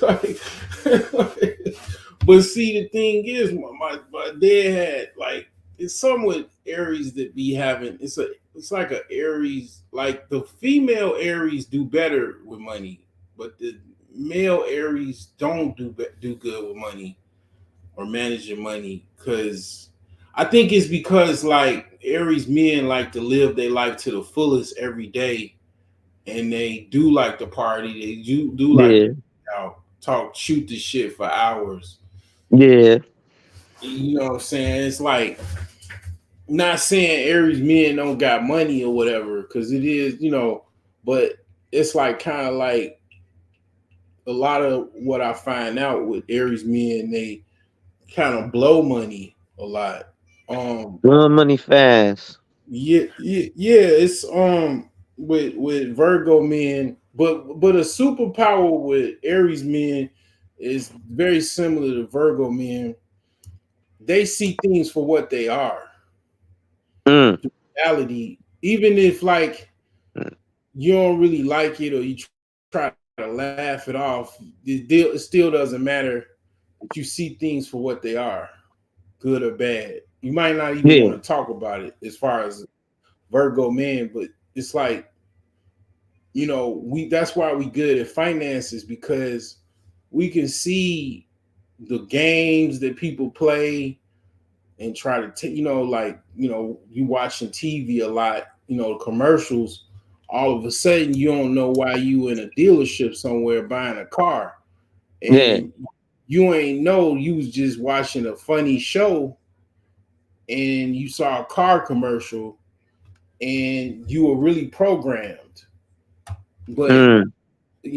Virgo will read a book on that shit and then start like not watching TV commercials and shit, right? Or just stop Fact. watching TV. Like that's the type of shit we'll do. Like we'll do what it takes to not to if we find the rat trap, we'll try to avoid See, Aries men will find the rap trap and will intentionally go into it and try and break it. it. Right? So like Or we got ones upmanship, right? So like for example, right now you're playing chess, right? And so when I speak to niggas, a lot of niggas be like, the game is chess, not checkers. And then I'll say some shit like, well, have you ever played backgammon? Yeah, Right? yeah, yeah. Charles Faulkner do that type of shit. Yeah. Yeah, Aries. Oh yeah. Oh I yeah. didn't know Hands that. down. Army. He joined the army and everything. Yeah. See, that's where he fucked up. He should have joined the Marines. Hoorah! But I'm Yeah. still appreciative of his service because I would have really joined the military. Like I'm a right leaning nigga, son. I've been right leaning for like what you said, where we see it for what it is. So like Mhm. I've been telling motherfuckers all the time, and I'll get back to because I was saying it's all these bitch ass blue hair destiny ass niggas, right? But Mhm. I'm right leaning, and basically because number one, if you look at our economy, it's always yes, it is in a detriment when a Republican comes out of office, and it's in a surplus when a Democrat comes in. But there's reasons for that, right? If you look, black people should be right wing because that's conservative.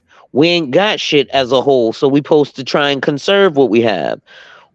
Democrats are liberal, meaning you got a bunch of shit, so you could just pour oil on whatever the fuck you want because you got a bunch of it.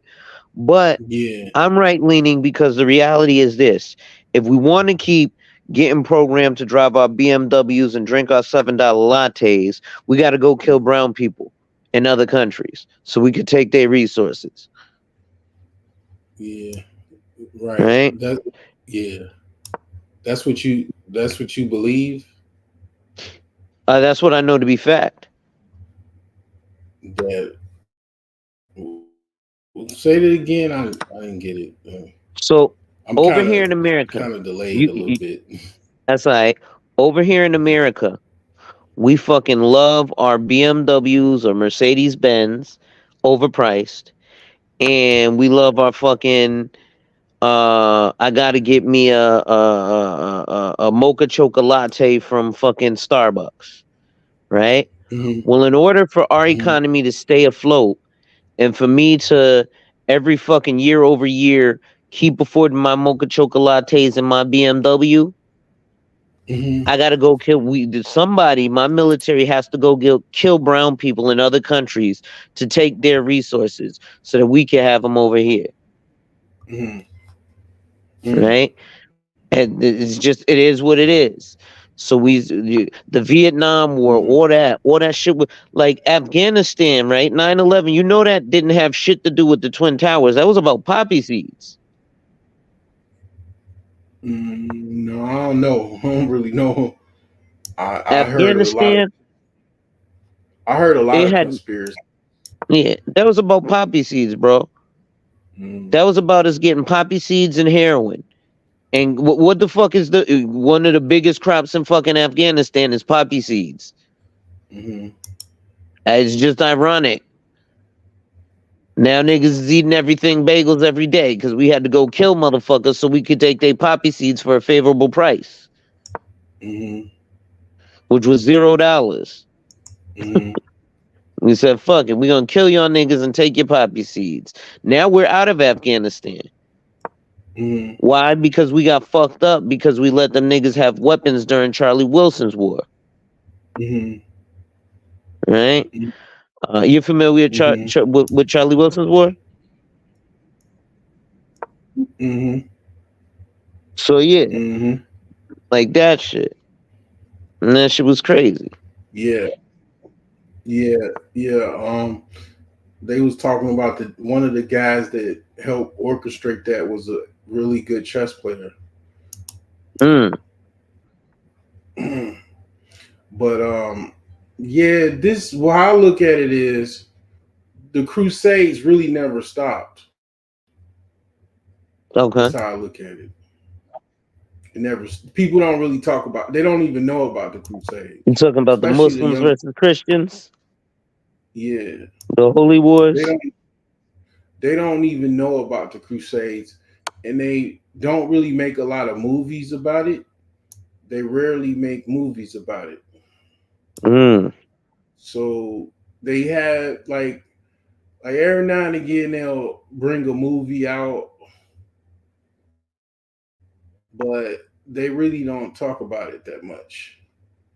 Mm. So, but it's like that really, like low key, that really shapes how society is now and how it still is, because that it was a long time ago, and basically what Mm-hmm. happened was basically slowly the Christians won, but the Muslims, you know, they ended up getting stronger too, because the Christians had certain problems and they Mm. still have problems, but it never ended.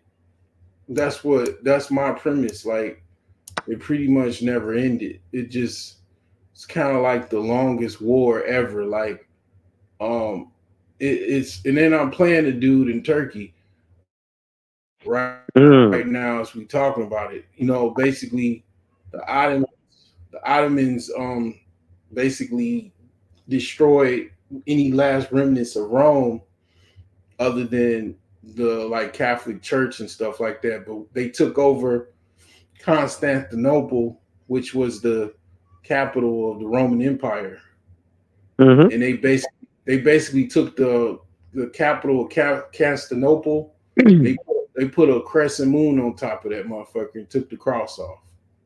Mm. And it's like a lot of that shit. Even before that, I mean, I was talking about that earlier. How all of those religions came about. It's really Mm. basically Egypt and all of that. But the thing is that if you look at, in my opinion, if you look at it from the perspective of um, basically the Crusades, you'll understand kind of what's going on. Like what you're talking about. Yeah, it's true, because basically the Crusades really never ended. That's why all of this stuff about, Palestine and all this other crap. Man. Well, yo, it's like fucking almost 2 o'clock in the morning. I'm sitting here falling asleep. Yeah. So I ain't gonna fall asleep on your panel and you be like, yo, nigga, wake the fuck up. So I'm gonna hop off. Yeah, I feel you, man. Yeah. Okay. But I'm gonna holler at you, but you probably gonna go live in the morning. If you don't, I probably will because yo, bro, you inspired me. Like, I don't think you understand when you had been going live and you was like, yo, I'm tired of seeing all this dumb shit. These niggas is talking the same shit. They don't like even when you was on the panel with them niggas, all Yeah. of a sudden when you wanted to talk about bitches, they ain't wanted to talk about bitches no more. Right. And I'm Yeah. You like, see that. You I see go that. over there a lot. Every time I'm over there, y'all niggas talk about bitches. Yeah. But they Exactly. talk about what's wrong with bitches. Right. Yeah. Cause see, I still, to be honest, I'm gonna tell you this before you leave. Yeah. I still love the shit out of black women. I got Oh like yeah, me too. like I'm gonna tell you the finest black woman I've ever saw. She wasn't even a woman. When I was a little kid, I went to a funeral of my mom's cousin. She was he died of a car accident. Like he was Damn. riding a motorcycle and he got hit by basically a fire truck.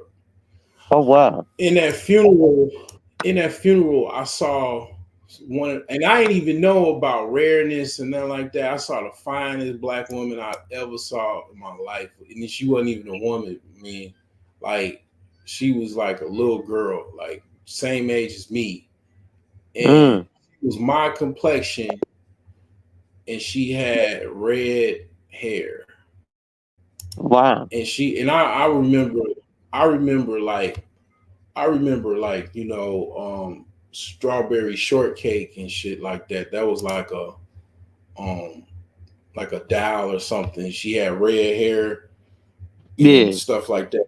And it's like red hair is the rarest hair color, second to blonde. So it's like I saw that. I remember that. I was like, damn, because you don't see some shit like that. Like I was always an intuitive kid that noticed some shit that they ain't never seen before. I was like, and then she looked good, and I was like, because I wanted women when I was like young, like 3 years old. Young. Yeah, 2, 3 years old. You know what I'm saying? So it's like I'll be around dudes talking about ain't no such thing as love and shit like that. I'd be like, whoa. And then you can get lost in the sauce for a while. And then you Yeah, wake I did. and then you wake up and you like, damn, I really almost went down this tube. You know what I'm Yep. saying? And then I did, but then I caught myself and I climbed back up, you know. But the thing is that, man, it's good, for a while it lasted, and it's like you just wake up and you realize that kind of like, people are imperfect. People Yeah. got their own little flaws and shit. So yeah, man. I still think of Shorty today, man. To this day, I was like, man, I remember Shorty at that funeral, man. I was like, God damn, man. I was like, shit. Yeah, man. So and I don't talk about my business too much. I give like a couple examples and shit. I mean, I talk about women. It'd be like this. I'll let you go. I talk about my sexual exploits and chicks I've been with. If a nigga or if a dude tell me his, I'm not just about to be blabbing it off and bragging one sided, because that's what Yeah. a lot of people do here on YouTube and shit and social media. You be a one-sided conversation. You talking about all what you did. They not telling you what they did. They not telling you none of they stories and shit. So yeah, like, but the thing is that yeah, I don't really have no reason to really like have that much hate, because I ain't like, after my ex-wife and before my ex-wife, I never stopped fucking. Yeah. It's Fact. like, like you say, it's like you say, God of war. You know what I'm saying? I think Virgo is like the god of love. Like I ain't never Mm. stopped motherfucking fucking these bitches, man. I kept my balls clapping the back of their pussy. And Yo, you know yo, what? I ain't gonna hold you. I seen this morning. It's crazy because I got up early this morning. I got up at like 5:30 this morning. And then at like 8 o'clock, I went to this restaurant, this little deli up the block from my crib to go get me and my wife some breakfast. I didn't even tell her because she usually get up at 5:30, 6 o'clock to go to work. So she worked from home sometimes. So she was working. So I said, fuck it, I'm gonna go get some breakfast. So I went, walked to the store, copped my breakfast or whatever, my little omelet, her little sandwich. And then I came out and this little baddie came walking by. Little chick, she had the little Russian hat on. It was a black chick, but she was too skinny for me because I don't like skinny bitches. But she had the fat ass, boy. Like I was like, yo, I'm going to walk behind this little chick for a while and watch that shit jiggle, cause that shit was clapping as she was walking. But I was like, yeah, I will fucking kill her sexually because like the they way can I take like to fuck a they can bitch. take it. They can take it. They can take it. I mean, And yeah, they can, but I can't because that shit hurt. I need meat, nigga. Nigga, I slay bitches, nigga. When I fuck, nigga, I'm like nigga. I need to hear the clapping sounds, nigga. Yeah. Hey, the skinny bras though, like yeah, I've been with I was with a skinny chick after my sister died. She was like Mhm. real. She was a hood rat pretty much, but it was a fun night. She was kind of skinny. Man, I Nah, this bitch was mean, real skinny. Don't get me wrong. I don't she mind was a on. fit She was chick. yeah. But I don't like this bitch Mhm. was skinny. Like if you fit, that's a different story. But Yeah. this Oh, girl she was was, like skin and bones. yeah, but she She had was a like real skinny. fatty. She had a real. I mean, was it real? You think it was real No, or? it was real. It was really real. Like, Oh, okay. but again, she had a fatty in comparison to her body. Oh It yeah, wasn't like a BBL fatty. that would been good. That would been good. Cause see, what I heard about the skinny chicks is like they real deep. It's real deep. So yeah, but Yeah. like this one chick that was real skinny. Well, she wasn't real skinny, but and she had a fat ass too. Like, man, I mean, she was like, she told me like, you know, like basically I could feel you inside my stomach. Like, I was like, damn, son. Bitch, be like, I feel it in my chest. Yeah, yeah. I You was know like, what's crazy? Now I yeah. think about, I ain't start paying for it till I hit New York, and Mm-hmm, I was 25, mm-hmm, right? But then you know what's crazy? Like those I don't know if it's just me or what, but I could mm-hmm. never that I think that's what my problem is. I don't never get my dick sucked, right? Right? Like Yeah, they always it just don't feel every bitch I'm ever with. They yeah, suck it for a little bit and then they be like, fuck me. And I'd be like, what yeah, why? yeah. Like this chick that I was with, she was a investment banker, and she was an Ivy League chick, and she was like, I ain't gonna say where she was from because I'm just be giving too much details. She wasn't the finest woman. She wasn't the finest woman, but she was about as tall as I was. She was about 6 foot. Damn. Um, she used to play basketball, and I was living with her and shit. You know what I'm saying? And Mm. she was an Aries too. Like she would suck my ball so good. I would be like I'd have to push her head Run. away. I to this day I have not met no chick that sucked me off that good. Like to this day, like I mean, I wanted to stay with her, but Aries women don't like if they get the inkling that you gonna cheat on them because they want to control you. They Yeah. very dominant. They want to control you. Like they'll kill you. Like every chick that I've been with, like a couple Aries chicks, every last one of them mentioned they'll kill you if you um like Give they shit away. or something or game something or whatever. Like one chick, she was I was with a Aries chick. She was a police officer. You know Mm. what I'm saying? Yeah, like and that was a one night stand that turned out to be like kind of a low key a relationship, you know, because we both liked each other. But yeah, I met her at the club one night. But the thing is that yeah, Shorty, man, she used to like you know what I'm saying? Like she was my well, she wasn't my throat goat, Yeah. but she was my ball goat. She was my ball girl. I call her Word. my ball girl. Like she still listen to me in the cloud That because shit she, you ain't know, hurt, son. she's But hooked every on me. time I I'm had her. that shit happen, that shit be bothering me. I just want them to put my pole down their throat. I don't need them sucking on my ball. They can fondle them.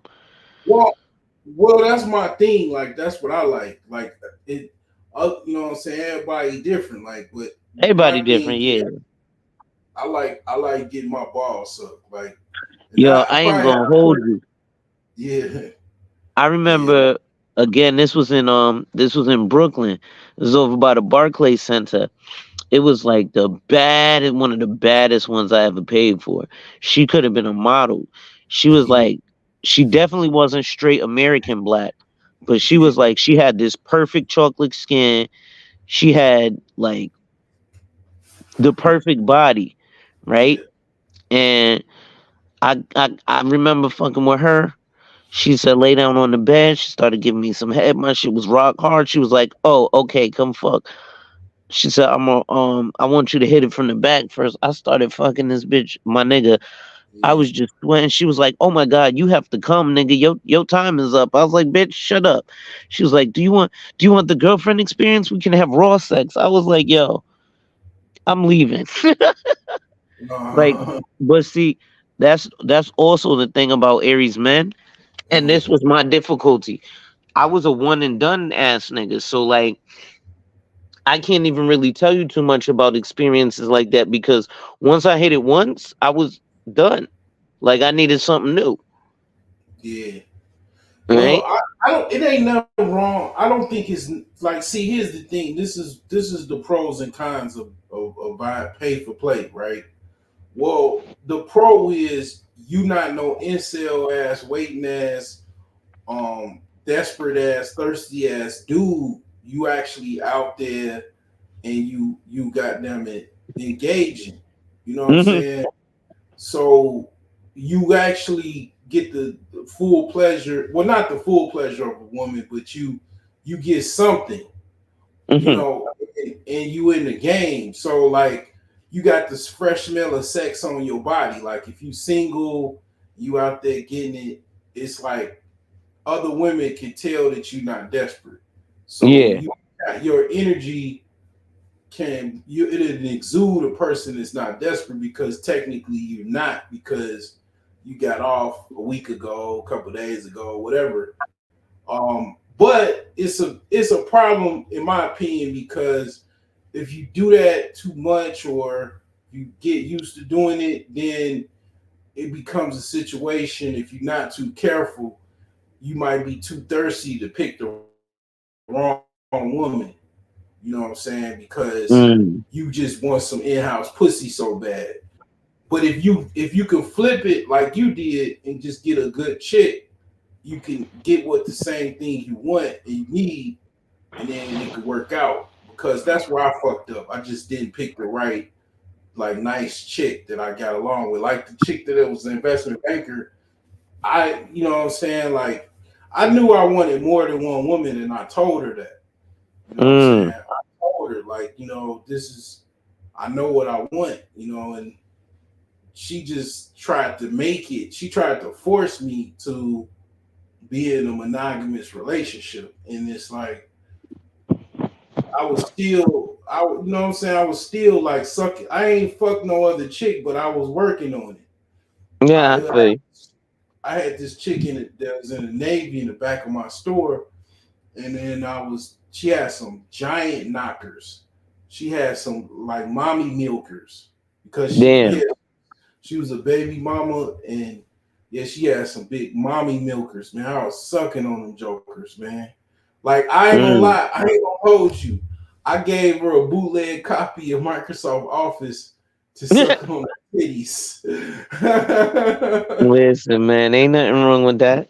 That was Yo, more. man, I used to, man, listen, I used to manage a dollar store out here in Connecticut, bro. I used to Yeah, have bitches in the back, and or if I remember this one light skinned nurse bitch, I yeah, remember I was closing the store up, and the only reason I ain't fuck her because she had the fat cake, and I had been trying to smash this for a while. Every yeah, time she came through my store, I'd be like, yo, da da da da da da da da. You know what I'm saying? So yeah. finally, she was like, well, fuck it. I was like, I'm about to close up shop. Come in the back. So she came into the back, but I had one bitch ass employee working for me whose stepfather was my general manager and I was just the assistant manager. So I was like, Yeah. look, I'll close up your shit, go home. But the only reason I didn't smash it because I pulled them panties down and I was like, woof, Oh, it was a goddamn. stink. Oh, Yeah. yeah, And then I yeah, was like, I ain't got no condoms. yeah, exactly. Yeah, Fucking yeah. Georgia, I had a good time with bitches. Georgia was wild. Georgia, bitches in Georgia are on some other shit, yo. And I ain't gonna hold you. That's where I got. Well, that's not my only experience with white bitches, but I definitely fucked a bunch of white bitches in Georgia. Oh, yeah, Well, yeah. I ain't gonna say I fucked the white bitches. I fucked their mouths. Oh, Cause yeah, like I remember this one white bitch, my boy James. mm, We was working at the Walmart, and then if you know how Walmart be like in the back of like a hotel or whatever, and then you go or like it be yeah, like a like a strip mall. Mm-hmm. And so the strip mall got a hotel right there. So it was like the Marriott. Mm-hmm. So my boy, he was trying to fuck around with this white girl. We had all worked together. I worked from 4 to 1 unloading trucks. Yeah. And fucking, he called me. He was like, yo, I need you to do me a favor. I need you to meet me at the Marriott because I told my wife that I was at the bar drinking with my partner and she gonna want Yeah. to see my partner come out. So I Yeah. went and we go up to the room with the bitch. His wife called him. He left. Next thing I know, I'm doing push-ups in this bitch mouth. Yo, white bitches are the freakiest. She was begging me to. She, oh my God, your dick is huge. Fuck me. I was like, yo, bitch, I got a little dick. Shut the fuck up and keep sucking. And then I ended up busting in her mouth. No Yeah. problem. But then I pissed. And Yeah. yo, that bitch was so freaky. She just licked it up and kept sucking. I fucking came in her mouth 3 Yeah. times Yeah. and pissed in her mouth twice. And she loved that shit. Yeah. Yeah. Anyway, It's crazy how much. Oh, yeah. It's yeah, crazy how white much they. bitches. Yeah, Yeah. they'll keep taking it, man. It's like, man, it's kind of scary because they'll give you everything you want. Like it's like almost like Yeah. it's creepy because they literally are like you can have a totally healthy relationship with the white chick, like almost even better. And it's like, yeah, it's weird, but it's not really weird, but it's normal. But yeah, it's kind of Let me give you the cherry on top though. yeah. So I fuck her face all night, keep coming in my, and she just go like you said. She was just like, "Fuck it, you want to go again?" I'm like, and this wasn't like some let me stop and rest and get round 2. She'd be like, "All right, nigga, give me more." Mm-hmm. I was like, "Well, Mm-hmm. damn." But then Mm-hmm. she fell asleep, right? So then Mm-hmm. I was like, "All right, fuck it, I'm gonna curl up and go to sleep next to her in the hotel bed."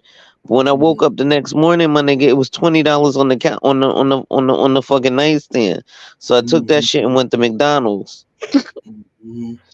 Cause what's Yeah. crazy was the night before, I think it was on Facebook or something, I had met this black chick and I was trying to hook up with her. So that's why I Mm-hmm. wasn't trying to fuck this bitch. Cause I was like, Yeah. yo, I want to keep my shit ready. Cause For the grand event. yeah, that shit ain't never happened, nigga. This white girl was like, nigga, I'm draining you, nigga. Fuck you Yeah. mean? I Yeah. woke up the next day, went and I had a headache. I was like, yeah, I fucked too much.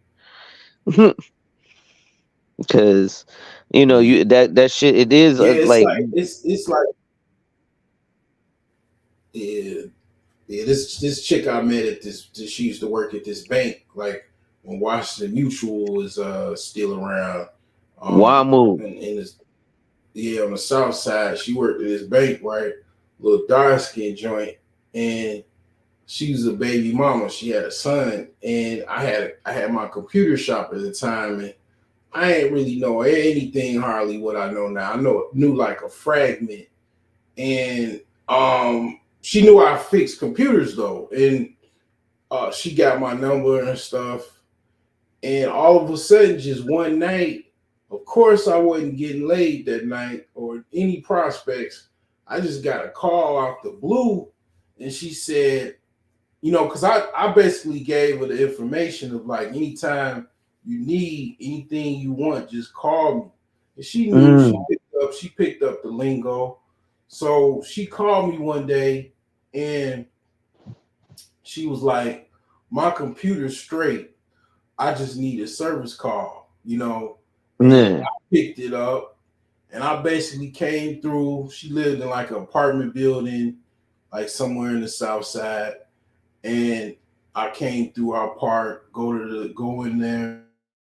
She was kind of nervous and she told me what was up. She was like, basically, the dude I'm, seeing whatever at church, he ain't trying to hit me. He just be looking at me and stuff, and he ain't trying to really touch me and nothing like that.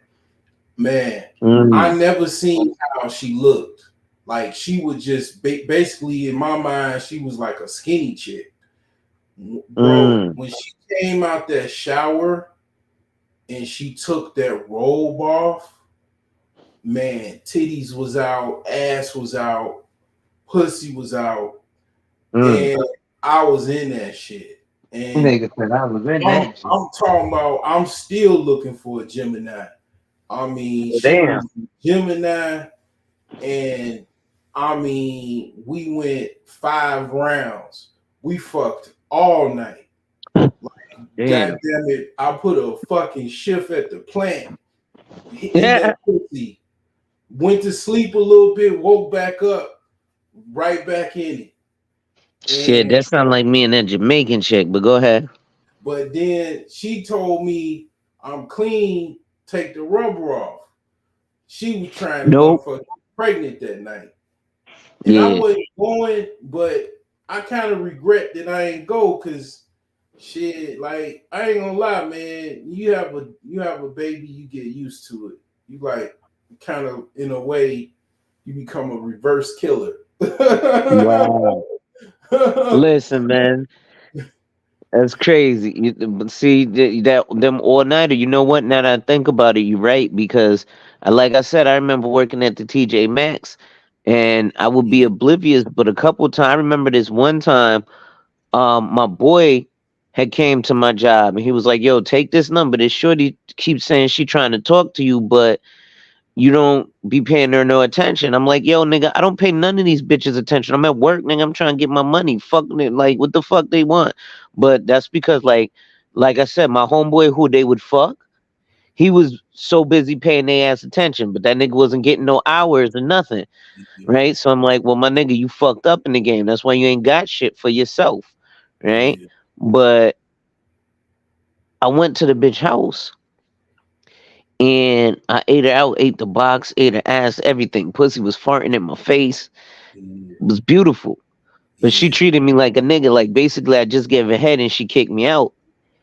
And so then I went back to my job. But I realized when I went back to my job, the other chicks was like, ooh, I was like, what?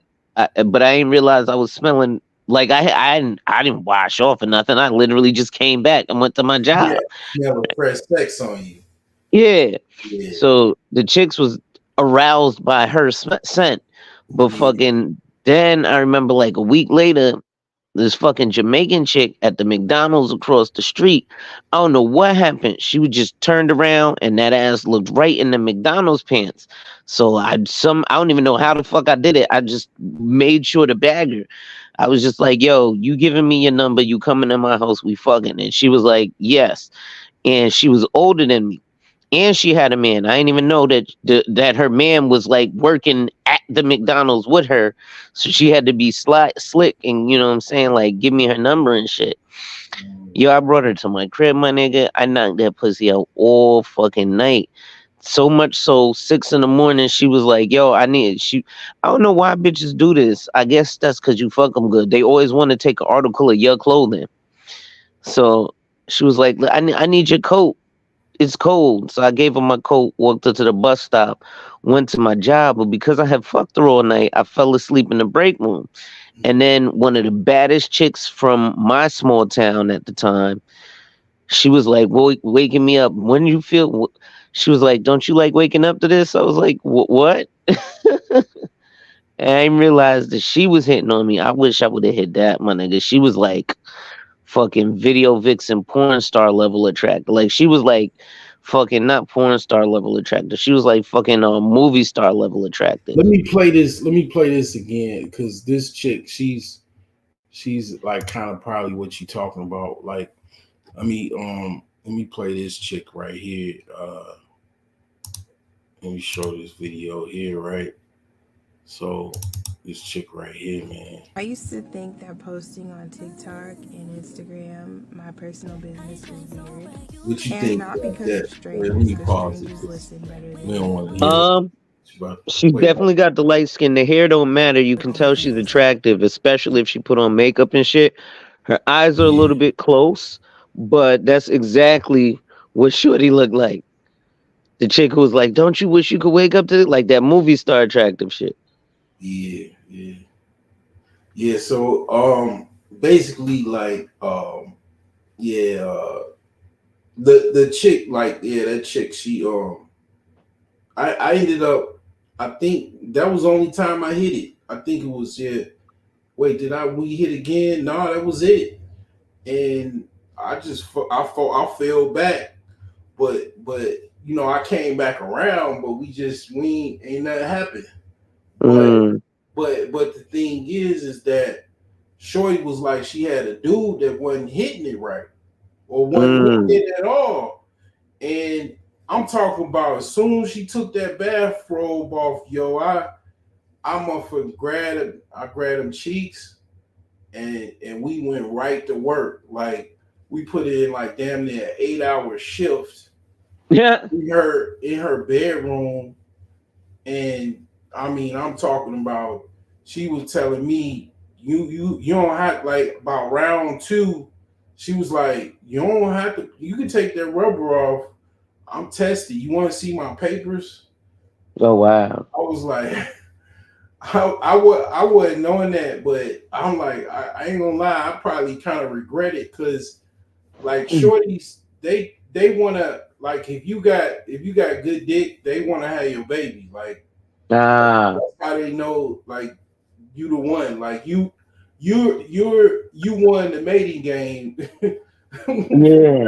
if you got what they need, then they want to trap you too. They got intentions. It's not Yeah. that they want to trap you. They want to get a child support check. Mm. All of that. But I mean, at the end of the day, they also they want to what I'm saying, see how it go or whatever. But I don't know, man. Well, they want to trap you in multiple ways. But listen, man, we could do this all day because trust me, Yeah. now that I think about it, I'm like, damn, I guess bitches wasn't my problem. No, that's why I told you. You see why I told you? I was like, because I can pick it up. Like most people that know that I dialogue with, we got similar like thought processes to a certain extent. Man, And yo, this bitch is gorgeous right here, actually, in this photo now that I'm looking at her.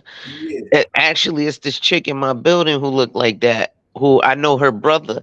She's the baddest bitch in my building outside of my wife. Um, and fucking yeah, I know she want the boy. Like she just and all the niggas around. Oh, I'm gonna hit that. I'm like, y'all niggas ain't got no chance, my nigga. I yeah, could go over there and introduce you to her, and she'd dub you for me. Like, yeah. Like, but but the only thing with sluts, right? Like, uh-huh. or easy chicks, it's like because they used to being dominated by other dudes. Because obviously, even if they got a baby, like Yeah. they're looking to get dominated again, but they don't really they want to be dominated, but then not all the time.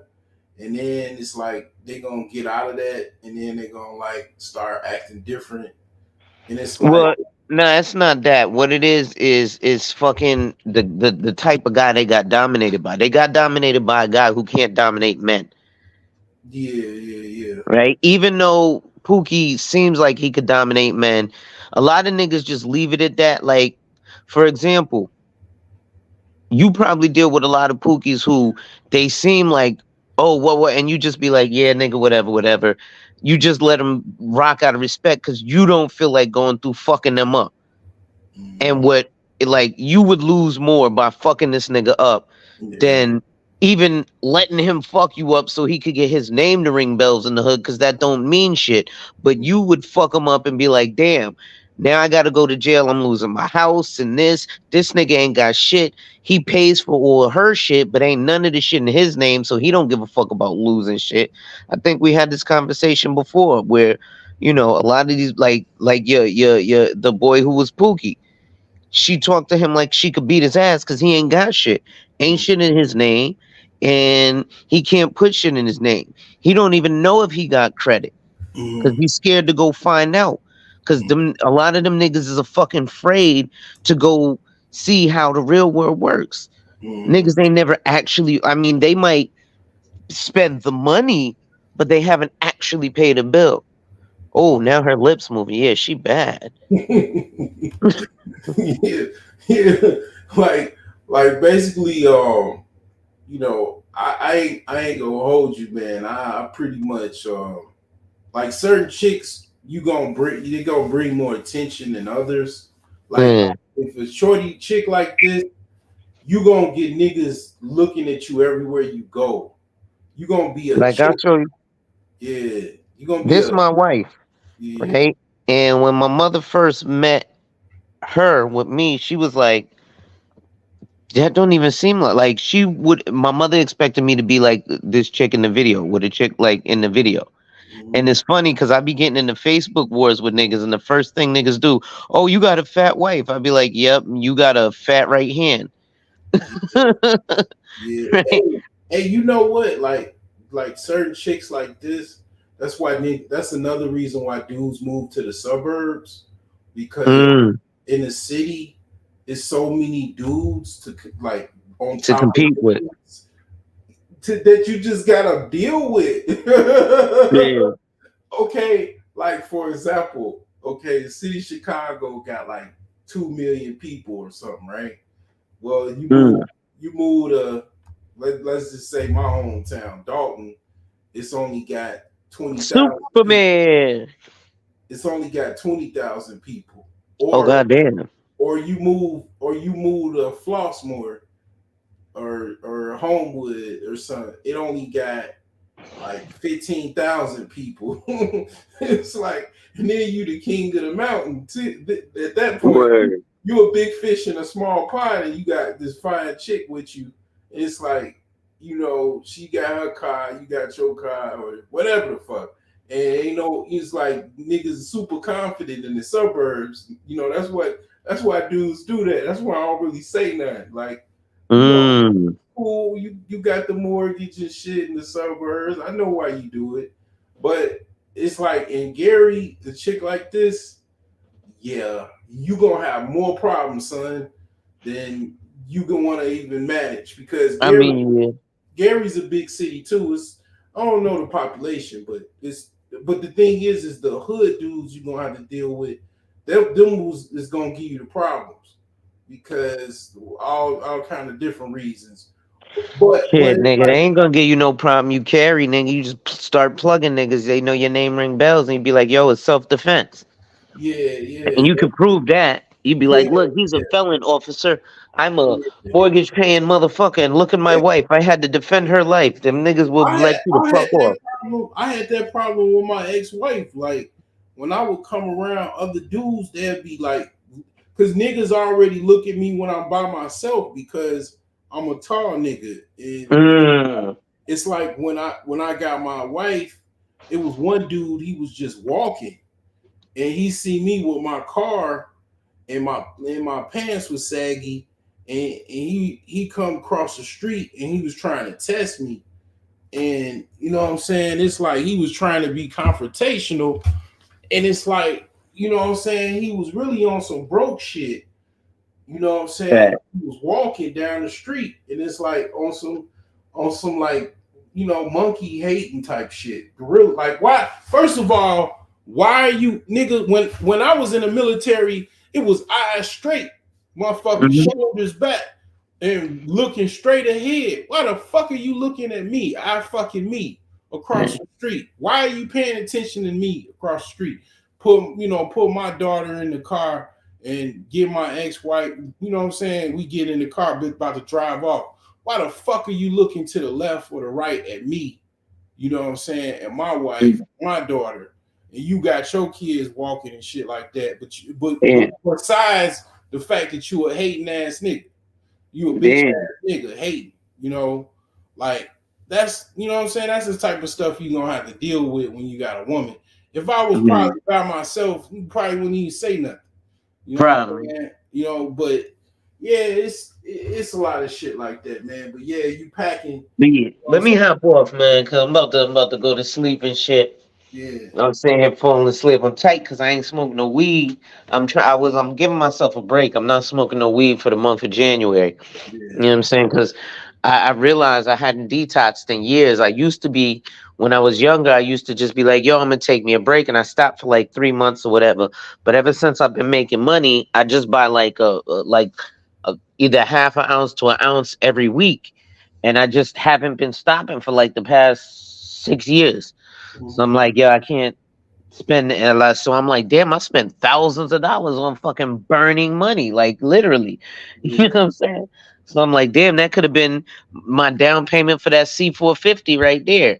You know what I'm saying? Yeah. So, but yeah, man, let me get some sleep, man. I'm gonna catch you, bro. All right. All right. Salute. Salute.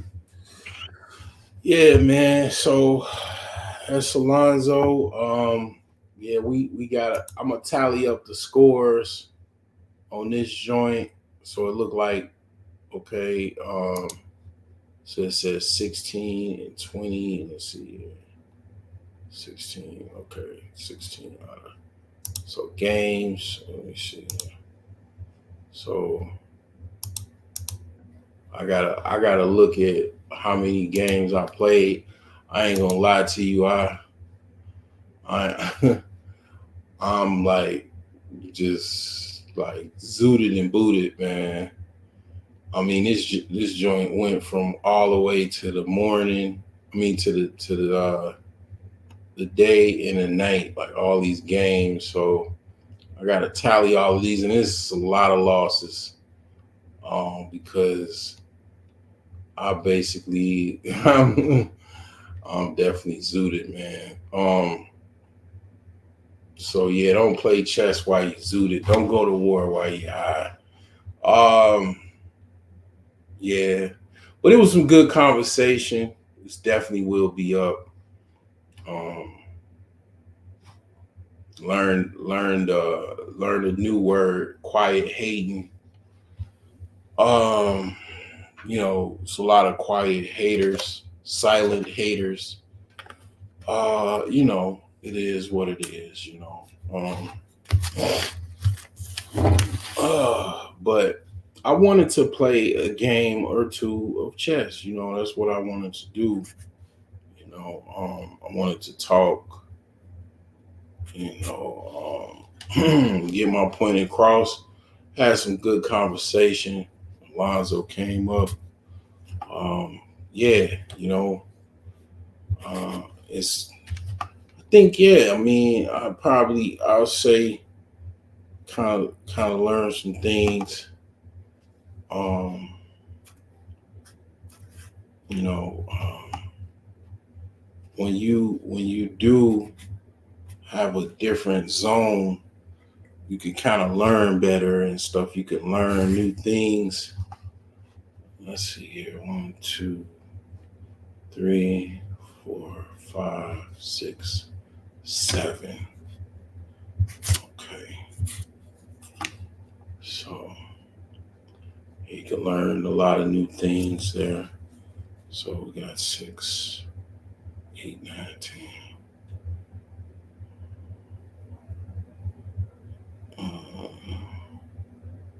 11, 12, 12.5 and 7 and 12. Okay.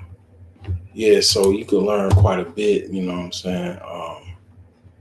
Yeah, so anyways, a lot of dialogue, a lot of things going on, you know what I'm saying? Had a good conversation, a lot of good talk. Hopefully you learn quite a bit. And yeah, my grandfather, he was a multimillionaire, and he was so good at lying. His own kids didn't even think he was a millionaire. He told me when I was in my late 20s, but when I told them, he convinced them so much that he was not a millionaire, or not, he was broke basically. They believed it, and then I believed it. So even when I told them, I told my kinfolks, I was like the boy that cried wolf. They didn't believe me. So it's like,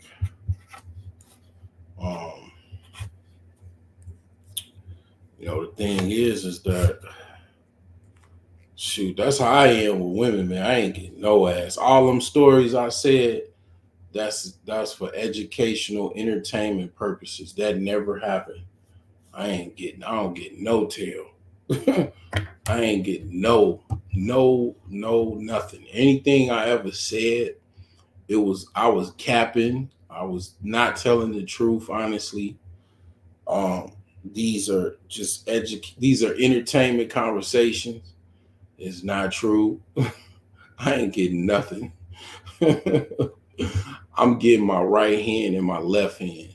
That's all I'm getting. You know what I'm saying? I'm an incel. Yeah, like that's what I am. You know what I'm saying? So I don't want you to think nothing. And then I am broke too. Yeah, I'm broke as fuck, dude. I ain't legitimately broke, man. I'm broke as hell. I ain't got it.